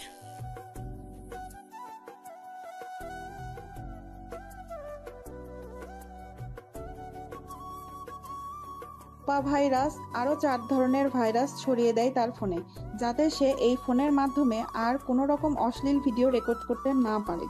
ধীরে ধীরে ফোনের গ্যালারি থেকে TTPE and WWIOU ডিভাইসের মাধ্যমে গ্যালারির মধ্যে থাকা সকল রকমের ডাটা নিজের হাতে নিয়ে আসে।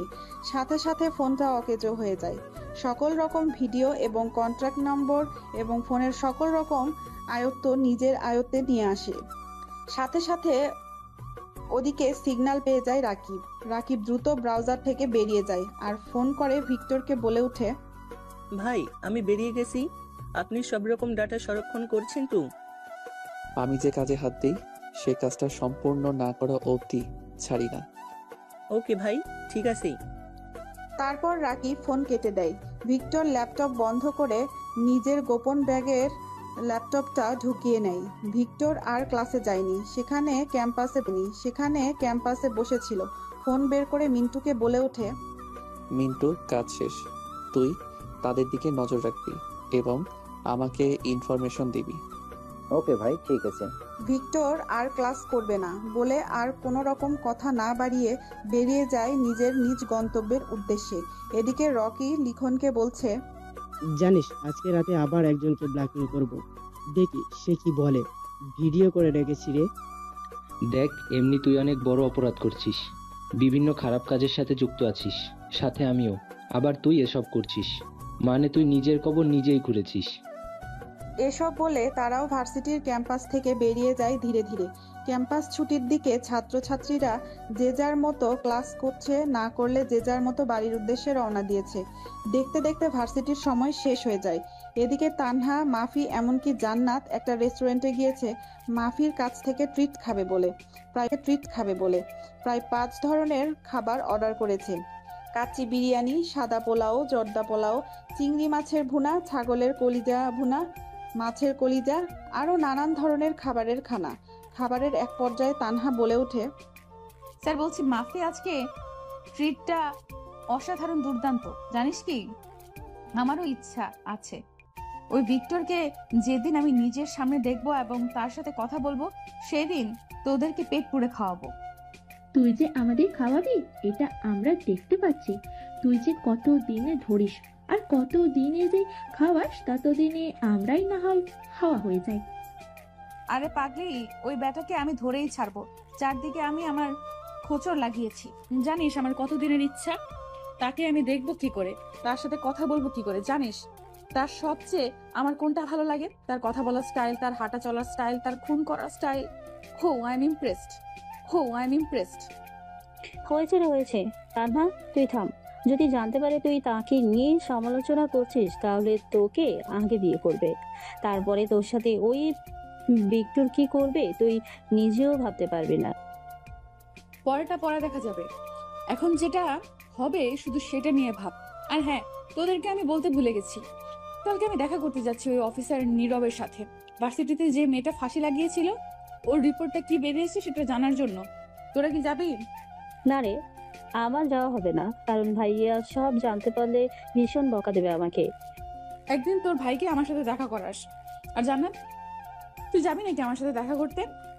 না রে, আমিও যেতে পারবো না, কারণ তুই যাবি তোর সাংবাদিকতার রিপোর্টের জন্য, তুই যাবি তদন্ত করতে, আর আমি কি জন্য যাব?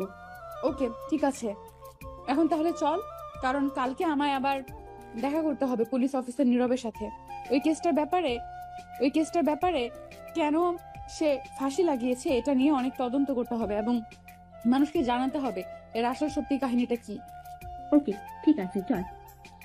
রেস্টুরেন্ট থেকে বেরিয়ে যে যার মতো বাড়ির উদ্দেশ্যে রওনা দেয়। তারপর তারা তাদের নিজেদের নিজ বাড়িতে পৌঁছে যায়। এদিকে ভিক্টর তার বাংলোতে এসে তার সাইবার ওয়ার্ল্ডের সিক্রেট রুমে প্রবেশ করে। সেখানে রাকিব বসে আছে আগে থেকেই। রাকিব ভিক্টরকে দেখে বলে ওঠে, ভাই আপনার কথা মতো ভিডিওগুলো আমি আলাদা আলাদা করে রাখিছি। ওকে দাও, আমি ভিডিওগুলো দেখে একবার চেক করি। তারপর ভিক্টর ওরফে সেলিম রকির ফোন থেকে নিয়ে আসা হ্যাকিং করার সব ভিডিও একের পর এক দেখতে থাকে। এক পর্যায়ে সেলিমের একটি ভিডিওতে তার চোখ আটকে যায়। এক দৃষ্টিতে ভিডিওটার দিকে তাকিয়ে আছে। তার সামনে একদম পরিষ্কার হয়ে যায় মেয়েটি আত্মহত্যা কেন করেছিল। ভার্সিটির সে 5তলা ভবনের রশি দিয়ে ভিডিওটাতে স্পষ্ট দেখাচ্ছে সেদিনের সেই মেয়েটি রকি অশ্লীল কিছু ভিডিও, আর এই ভিডিওগুলোর মাধ্যমেই ব্ল্যাকমেল করছিল রকি মেয়েটিকে। মেয়েটি কোনো কিছু উপায় না পেয়ে আত্মহত্যাটাই বেছে নেয়। পৃথিবীর এই মায়াটাকে ছেড়ে চলে যায় দূর আকাশের সেই তলদেশ পাতালে। ভিক্টরের এসব দেখে মাথায় আগুন চড়ে যায়। চোখগুলো লাল রক্তবর্ণ ধারণ করেছে। তবুও নিজের রাগটাকে কন্ট্রোল করে একের পর এক ভিডিও দেখতে থাকে। প্রায় 10 থেকে 15টা মেয়ের ভিডিও তার সাথে করে রাখা হয়েছে, যেগুলো দিয়ে ব্ল্যাকমেল করে খুব সহজে মেয়েগুলোকে আজকেও সে একই কাজ করতে যাচ্ছে। এসব দেখে মাথা তার ছিঁড়ে যায়। এটা দেখে ভিক্টর বলে ওঠে, শালা কুত্তার বাচ্চা, জানোয়ারের বাচ্চাটাকে পাতাল থেকে হলেও বের করেন। ভিক্টরের এরকম ভয়াবহ রূপ দেখে উপস্থিত থাকা রাকিব সহ সবাই ভয়ে থরথর করে কাঁপতে শুরু করছে। রাকিব কি বলবে কি করবে ভেবে পায় না, তাই দ্রুত মেসেজ পাঠিয়ে দেয় জিমেইলের মাধ্যমে একটা আউট ব্রাউজ ইউজ করে মিন্টুর কাছে। মিন্টু SMS পাওয়ার সাথে সাথে রওনা দেয় তাদের গোপন আস্তানার উদ্দেশ্যে। রাকিব বলে ওঠে, ভাই আপনি শান্ত হন, আপনি রেগে যাবেন না। ভাই আপনার ব্যাপারটা দেখেছি, ও আপনার হাত থেকে বেঁচে ফিরতে পারবে না। ওকে পাতাল থেকে হলেও আমরা বের করে আপনার সামনে না হাজির করব। যত দ্রুত সম্ভব হয় তাকে নিয়ে। ওকে ভাই, ঠিক আছে। দেখতে দেখতে সন্ধ্যা হয়ে যায়। এদিকে রাকিবের ফোনটা অকেজো হয়ে গেছে, সকল ভিডিও রিমুভ হয়ে গেছে। এটা নিয়ে রকি বেশ টেনশনে আছে। রকি লিখনকে জানালে লিখন বলে এটা একমাত্র ভিক্টরের কাজ। ভিক্টরের নামটা শুনে এবার রকি যেন বেশ ঘাবড়ে যায়। তবুও সে তার অনুসন্ধানের উদ্দেশ্যে বেরিয়ে পড়ে। অন্যদিকে ভিক্টরের লোকেরা বেরিয়ে গেছে যাতে রকিকে ধরতে পারে। এদিকে রকির ফোনে ভিডিওগুলো নেই বলে সে কি করবে কোনো কিছু বুঝে উঠতে পারে না। আবার অন্যদিকে তানহা কালকে পুলিশ অফিসার নীরবকে কি প্রশ্ন করবে সে নিয়ে স্ক্রিপ্টে বারবার কাগজ কলমে লিখতে শুরু করেছে। ওইদিকে আবার অফিসের সিকিউরিটি সাইবার ঘুরে ঘুরে চেক করছিল এতক্ষণ ভিক্টর। তখনই ভিক্টরের ফোনের মেইল বক্সে একটি মেসেজ আসে। মেসেজটি করেছে তার অফিসের পিএ সীতা। দ্রুত মেসেজটা সেন্ড করেন ভিক্টর। তারই কিছুক্ষণ পরে সীতা ফোন করে ভিক্টরকে। ফোন রিসিভ করতেই সীতা বলে ওঠে, স্যার, এদিকে অনেক বড় একটা সর্বনাশ হয়ে গেছে। আপনি 2 দিন ধরে কোম্পানিতে আসেননি, এর মধ্যে কোম্পানিতে ভেজাল দ্রব্য পাওয়া গেছে। আনমনে কাজ করছিল ভিক্টর। সীতার কথা শুনে চমকে উঠে ভিক্টর দ্রুত তার সাইবারে প্রবেশ করে আর বলে ওঠে, ভেজাল দ্রব্য পাওয়া গেছে মানেটা কি? স্যার, আমাদের কোম্পানির ম্যানেজার সে এসব করেছে।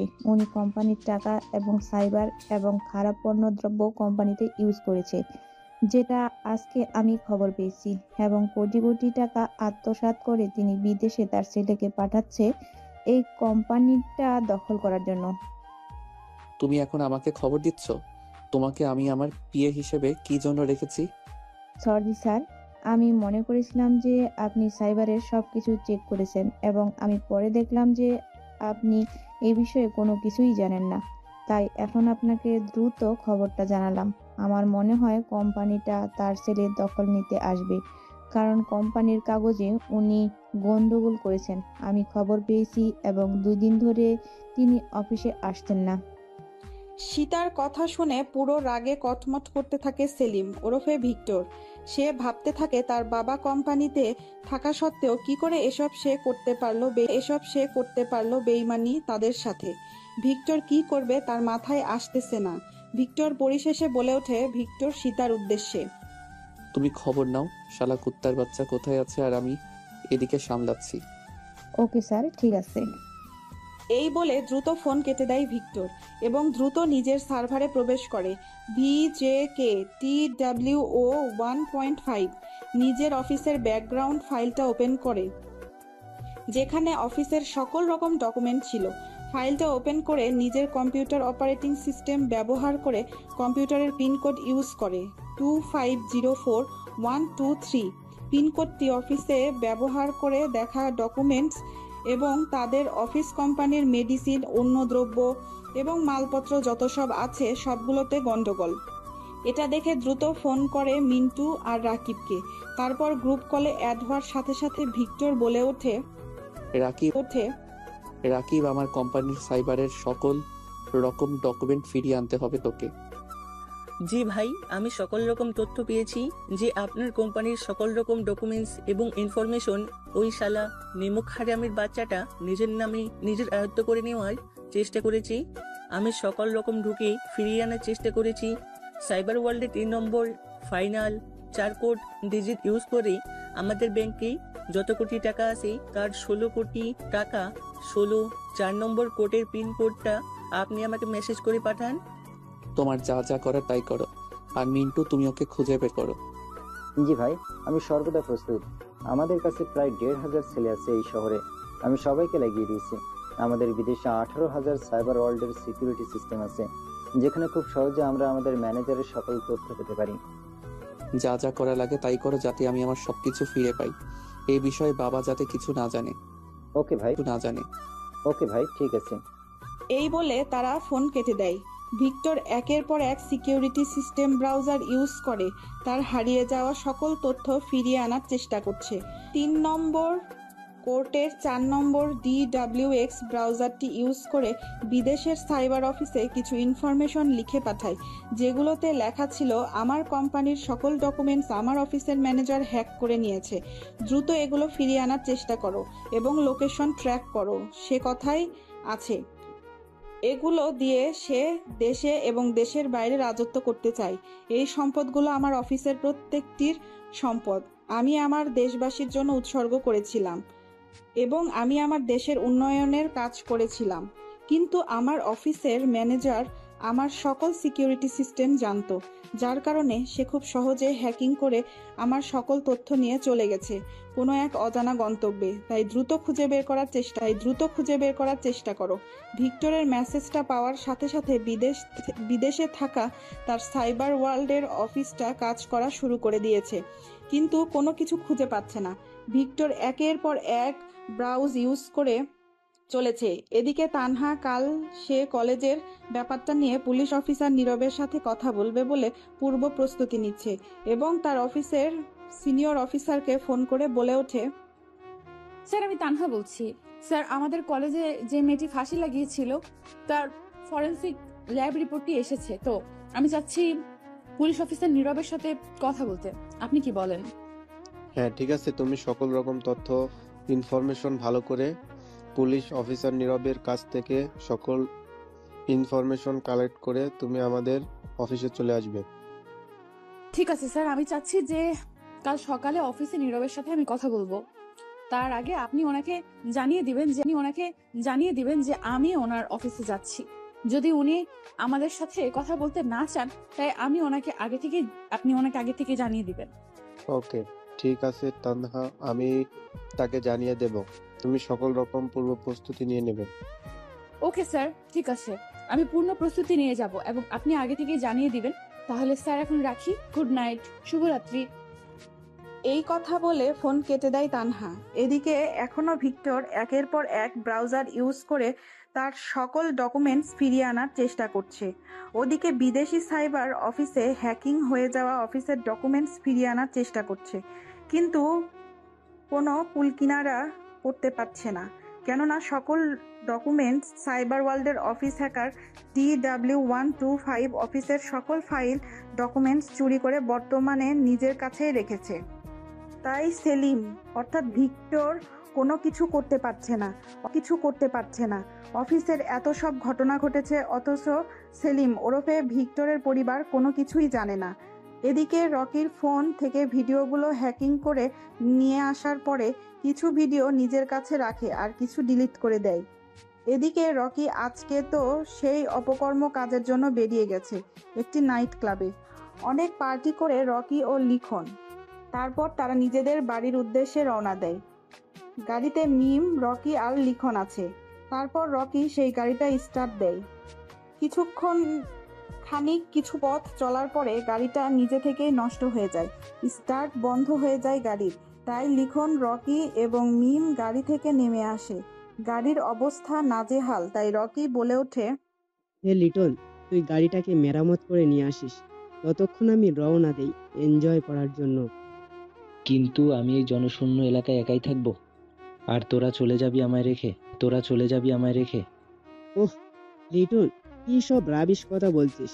তুই গাড়ি মেরামত করে চলে আসিস, আমরা আসি। ওকে ঠিক আছে, তোরা যেহেতু যেতে চাইছিস যা তো, এনজয় ভালো করে করিস, ঠিক আছে? আর একটু সাবধানে থাকবি, কারণ ভিক্টর পুরো এলাকাতে তোদের খুঁজে বেড়াচ্ছে, আমি খবর পেয়েছিলাম। তাই এনজয় ইজ লাইফ। ওকে ভাই, ঠিক আছে।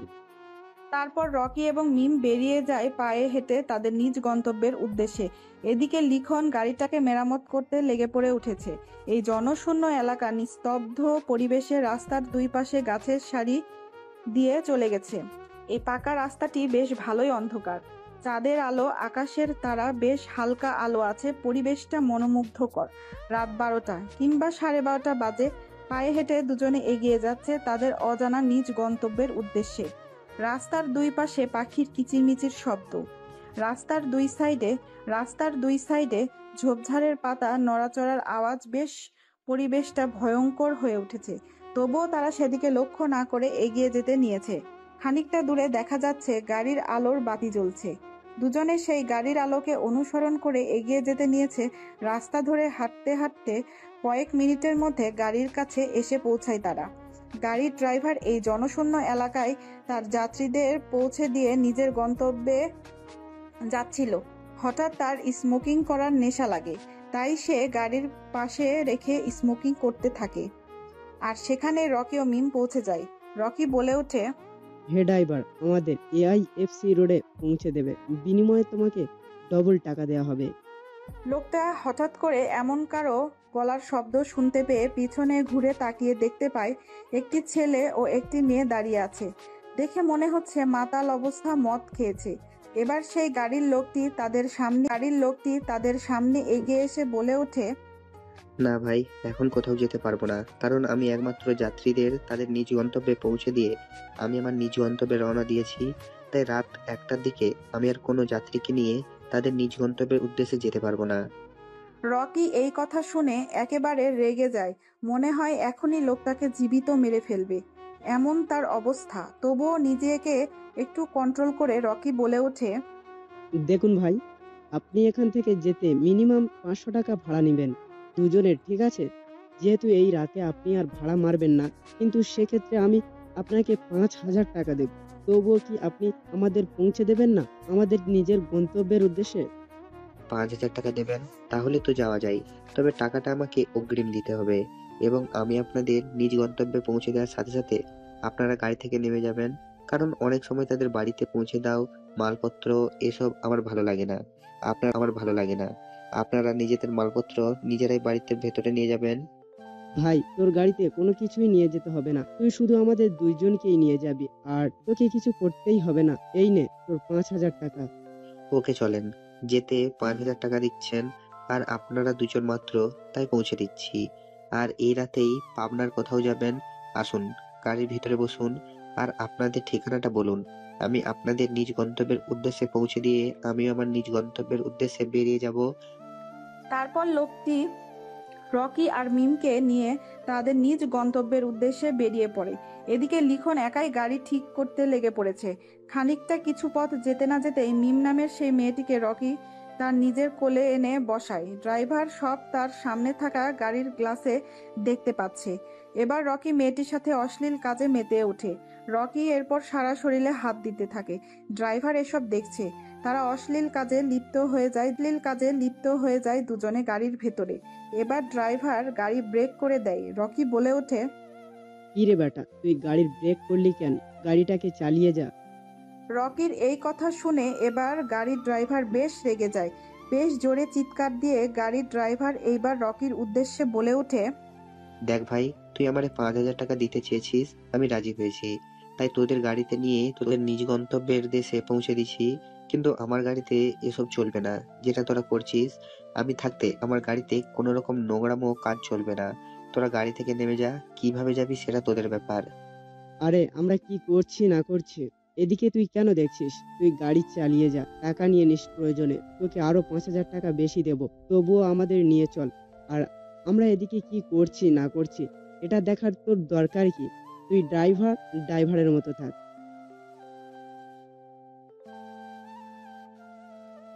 তুই যদি আর একটাও কথা বলিস তোকে এখানে জীবিত মেরে ফেলবো।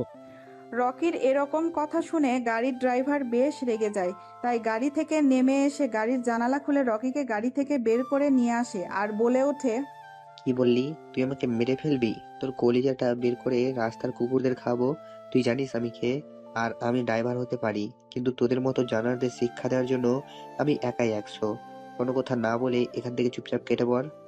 ড্রাইভারটা যখনই চলে যেতে নিবে তখনই রকি তার পায়ের কাছে গাছের শুকনো ডাল পড়ে থাকতে দেখে সেটা তুলে নিয়ে পিঠের মধ্যে ঢুকিয়ে দেয় সেই গাড়ি চালকটির। আসলে তাকে জানোয়ার বলাতে রকি রেগে যায়, তাই সে গাড়ির ড্রাইভারকে গাছের ডাল দিয়ে পেটের মধ্যে ঢুকিয়ে দিয়ে এফোর ওফোর করে দেয়। তারপর রাগের মাথায় ড্রাইভারকে আর কোনো কিছু বলার সুযোগ না দিয়ে রকি একের পর সেই গাছের শুকনো ডাল দিয়ে আঘাত করতে থাকে, নৃশংসভাবে হত্যা করে সেই গাড়ির ড্রাইভারটিকে। তারপর আবার মিমকে নিয়ে গাড়ির ভেতরে যায়। তারপর জোর করে মেয়েটির সাথে অশ্লীল কাজে লিপ্ত হয়। তারপর সেখান থেকে গাড়ি নিয়ে তারা বেরিয়ে পড়ে। এদিকে লিখনও গাড়ি ঠিক করে তার নিজ বাড়ির উদ্দেশ্যে পৌঁছে যায়। দেখতে দেখতে সকাল হয়ে গেছে। পরের দিন সকালে তানহা রেডি হয়ে খাওয়া দাওয়া করে বেরিয়ে যায় পুলিশ স্টেশনের উদ্দেশ্যে। সেখানে পৌঁছে গিয়ে তানহা বলে ওঠে, হ্যালো স্যার, আমি রিপোর্টার তানহা। আমি সেদিন কলেজে ঘটে যাওয়া মেয়েটির মার্ডার কেসের তদন্তের পরে মেয়েটির ফরেন্সিক ল্যাবরেটরি থেকে যে রিপোর্টটা এসেছে সেই বিষয়ে আপনার সাথে কিছু কথা বলতে চাই। রিপোর্টার তানহার মুখের কথা শুনে এবার এসআই নীরব বলে ওঠে, জি মিস্টার তানা, আমাকে আগে থেকে রমজান সাহেব জানিয়ে রেখেছিল। আমি সকল রকম ফাইল এবং এভিডেন্স রেখেছি আপনার জন্য। আপনার কি কি প্রশ্ন করার আছে আমাকে করতে পারেন, আমি তাই আপনার প্রশ্নের উত্তর দিতে সক্ষম। জি, আপনারা সেদিন ভার্সিটি থেকে মেয়েটির লাশটা উদ্ধার করার পর তার রিপোর্ট কি বেরিয়েছে আমি সে সম্বন্ধে আপনার কাছে বিস্তারিত জানতে চাচ্ছি এবং আমাদের শ্রোতাবিন্দুদের জানাতে চাচ্ছি। হ্যাঁ, আমরা ফরেনসিক ল্যাবরেটরি থেকে লাশটার সকল তথ্য পেয়েছি। মেয়েটাকে অনেকবার খারাপ কাজের জন্য ইউজ করা হয়েছে এবং মেয়েটি নিজে থেকে ফাঁসি লাগিয়েছে। তবে আমরা এটা এখনো খুঁজে বের করতে পারিনি যে কি কারণে বিডি নিজেই গলায় ফাঁসি দিয়ে আত্মহত্যা করেছে। এটা আমরা খুঁজে বের করার চেষ্টা করছি। এই কি ছিল আপনাদের কাছ থেকে সর্বশেষ পাওয়া ভার্সিটির খবর? আপনারা দ্রুত খুঁজে বের করার চেষ্টা করুন এর কারণটা কি, কারণ আইনের আয়তনে শাস্তি দিতে হবে অপরাধীকে। তাহলে আজকে আমরা চলি। আমাদের সময় দিয়েছেন এর জন্য আপনাকে অসংখ্য ধন্যবাদ। ইউ আর মোস্ট ওয়েলকাম, এটা আমাদের দায়িত্ব। তারপর তানহা থানা থেকে বেরিয়ে গেটের বাইরে আসতে না আসতে রমজান সাহেব ফোন করে বলে ওঠে, হ্যালো তানহা, তোমার যদি থানায় রিপোর্ট করা শেষ হয়ে থাকে তাহলে দ্রুত তুমি মৌলভীবাজারের কাছে যাও, কারণ ওখানে একটা মার্ডার হয়েছে। কে একজন ট্যাক্সি চালক ড্রাইভারকে কুপিয়ে হত্যা করেছে নৃশংসভাবে। কি বলছেন স্যার? আমি এখনই বের হচ্ছি মৌলভীবাজারের কাজের উদ্দেশ্যে। আপনি আমাদের কয়েকজন রিপোর্টার সাহেবকে পাঠিয়ে দিন যাতে তদন্ত করতে অসুবিধা না হয়। আমি কিছু অফিসার পাঠিয়ে দিচ্ছি, দ্রুত তুমি সবকিছুর ব্যবস্থা করো। Okay sir. তানহা এই বলে ফোন কেটে দেয় মৌলভীবাজারে যাওয়ার উদ্দেশ্যে। এদিকে ভিক্টর দিনরাত জেগে তার অফিসের সকল রকম ডকুমেন্টস ফিরিয়ে আনার চেষ্টা করছে। তার অফিস থেকে ফোন করেছে রাকিব, পেয়েছে মেইল আইডিতে লিংক জিপিএস লেখা আছে GHOP হাউসওয়াইফ ফাইল নামে। এটি একটি অফিসের সিকিউরিটি সিস্টেমে লক করে রাখা হয়েছে। সকল ডকুমেন্টস থেকে জানা গেছে তারা দেশে আছে, কিন্তু তাদের সকল সম্পদ দেশের বাইরে রাখা হয়েছে। এই খবরটা পেয়ে রাকিব দ্রুত ফোন করে ভিক্টরকে ফোন রিসিভ করতেই রাকিব বলে ওঠে, হ্যালো ভাই, খবর পেয়েছি বর্তমানে রাখা হয়েছে এবং তারা এখনো দেশের ভেতরে আছে, দেশের বাইরে যায়নি। আমরা খুব সহজেই তাদেরকে ধরতে পারবো। এই কথা শুনে যেন রাগে ফেটে যাচ্ছে ভিক্টর।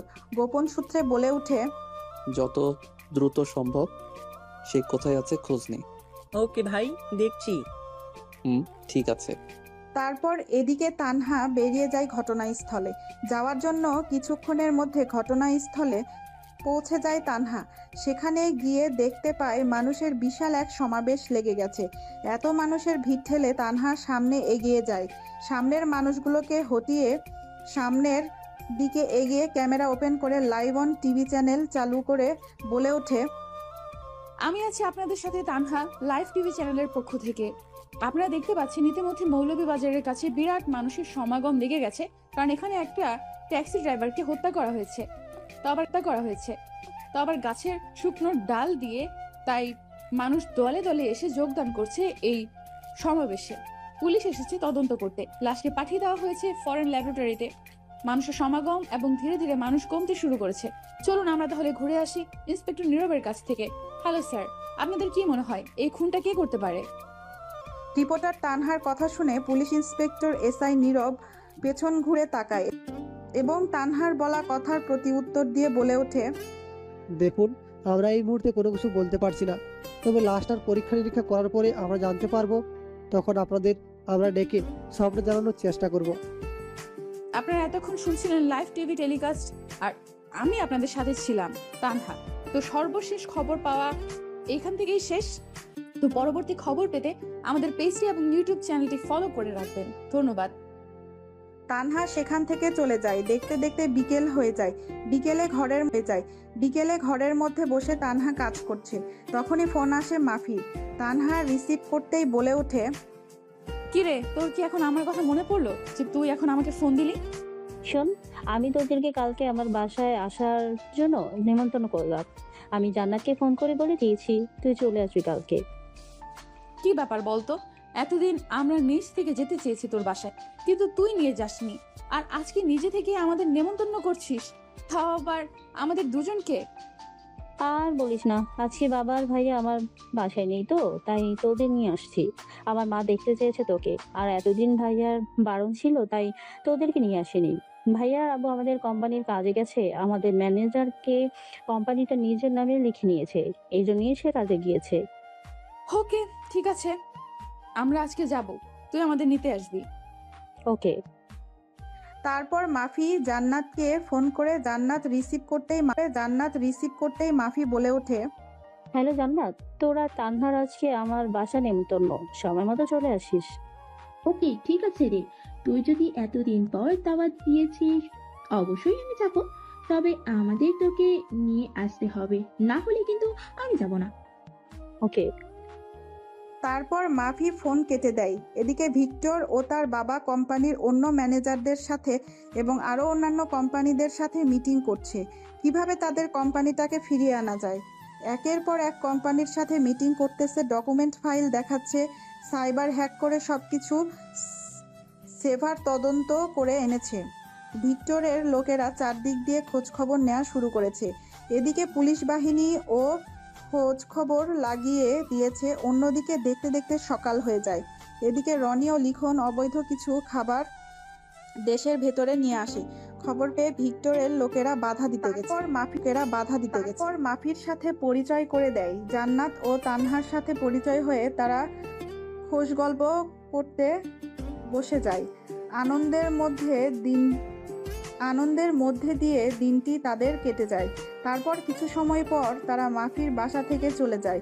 মাফিও চলে আসে নিজের বাড়িতে, জান্নাত চলে যায় নিজের বাড়িতে, আর তানহা এখনো বাজারে কেনাকাটা করছে।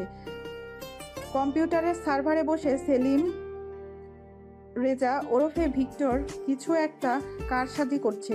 তখনই ফোন করে রাকিব আর বলে ওঠে, হ্যালো ভাই, বর্তমান রকি মৌলভীবাজের 4 নম্বর গলি 3 নম্বর গোডাউনে আসে, এবং কালকে যে মার্ডারটা হয়েছিল ওই মার্ডারটার পেছনেই রকির হাত আছে। আমরা একটা সিসিটিভি ফুটেজ দেখেছি এবং আপনার সাইবারের 420 ওয়ার্ল্ড ক্যাপ টু সাইবার হাউসের গ্রুপ নিয়ে দেখেছি। এখন আরেকটা চমক খবর দেওয়া হবে, সেটা আপনাকে মিন্টু কিছুক্ষণের মধ্যে জানাচ্ছি।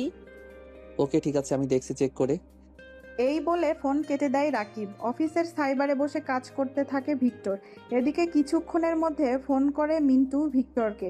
রিসিভ করে বলে ওঠে, কি বলবি দ্রুত বল, কারণ আমাকে সেই জায়গায় আবার পৌঁছাতে হবে। ভিক্টরের মুখে এরকম রাগান্বিত কণ্ঠের গলার স্বর শুনতে পেয়ে মিন্টু ধীর গতিতে মৃদু কণ্ঠে বলে ওঠে, ভাই আপনাকে রাকিব এতক্ষণ সাইবারের কথা বলেছে, আর আমি বলবো একটা চমৎকার খবর, আপনি শুনলে নিজেও অবাক হবেন। আপনাদের কোম্পানির যে ম্যানেজার আছে তার ছেলে হচ্ছে Rocky. What are you crazy man, এটা কি করে সম্ভব? জি ভাই, এটাই বাস্তব। ও আপনাকে মিথ্যা বলেছিল আপনাদের কোম্পানিটা হাতিয়ে নেওয়ার জন্য, আর সে এখন দেশের বাইরে আছে। তবে তার ছেলে রকি দেশের ভেতরে আছে এবং ষড়যন্ত্র করছে আপনাদের বিরুদ্ধে, আর তারা এখন মৌলভীবাজারে আছে। আপনি চাইলে তাদেরকে ধরে উপযুক্ত শাস্তি দিতে পারেন।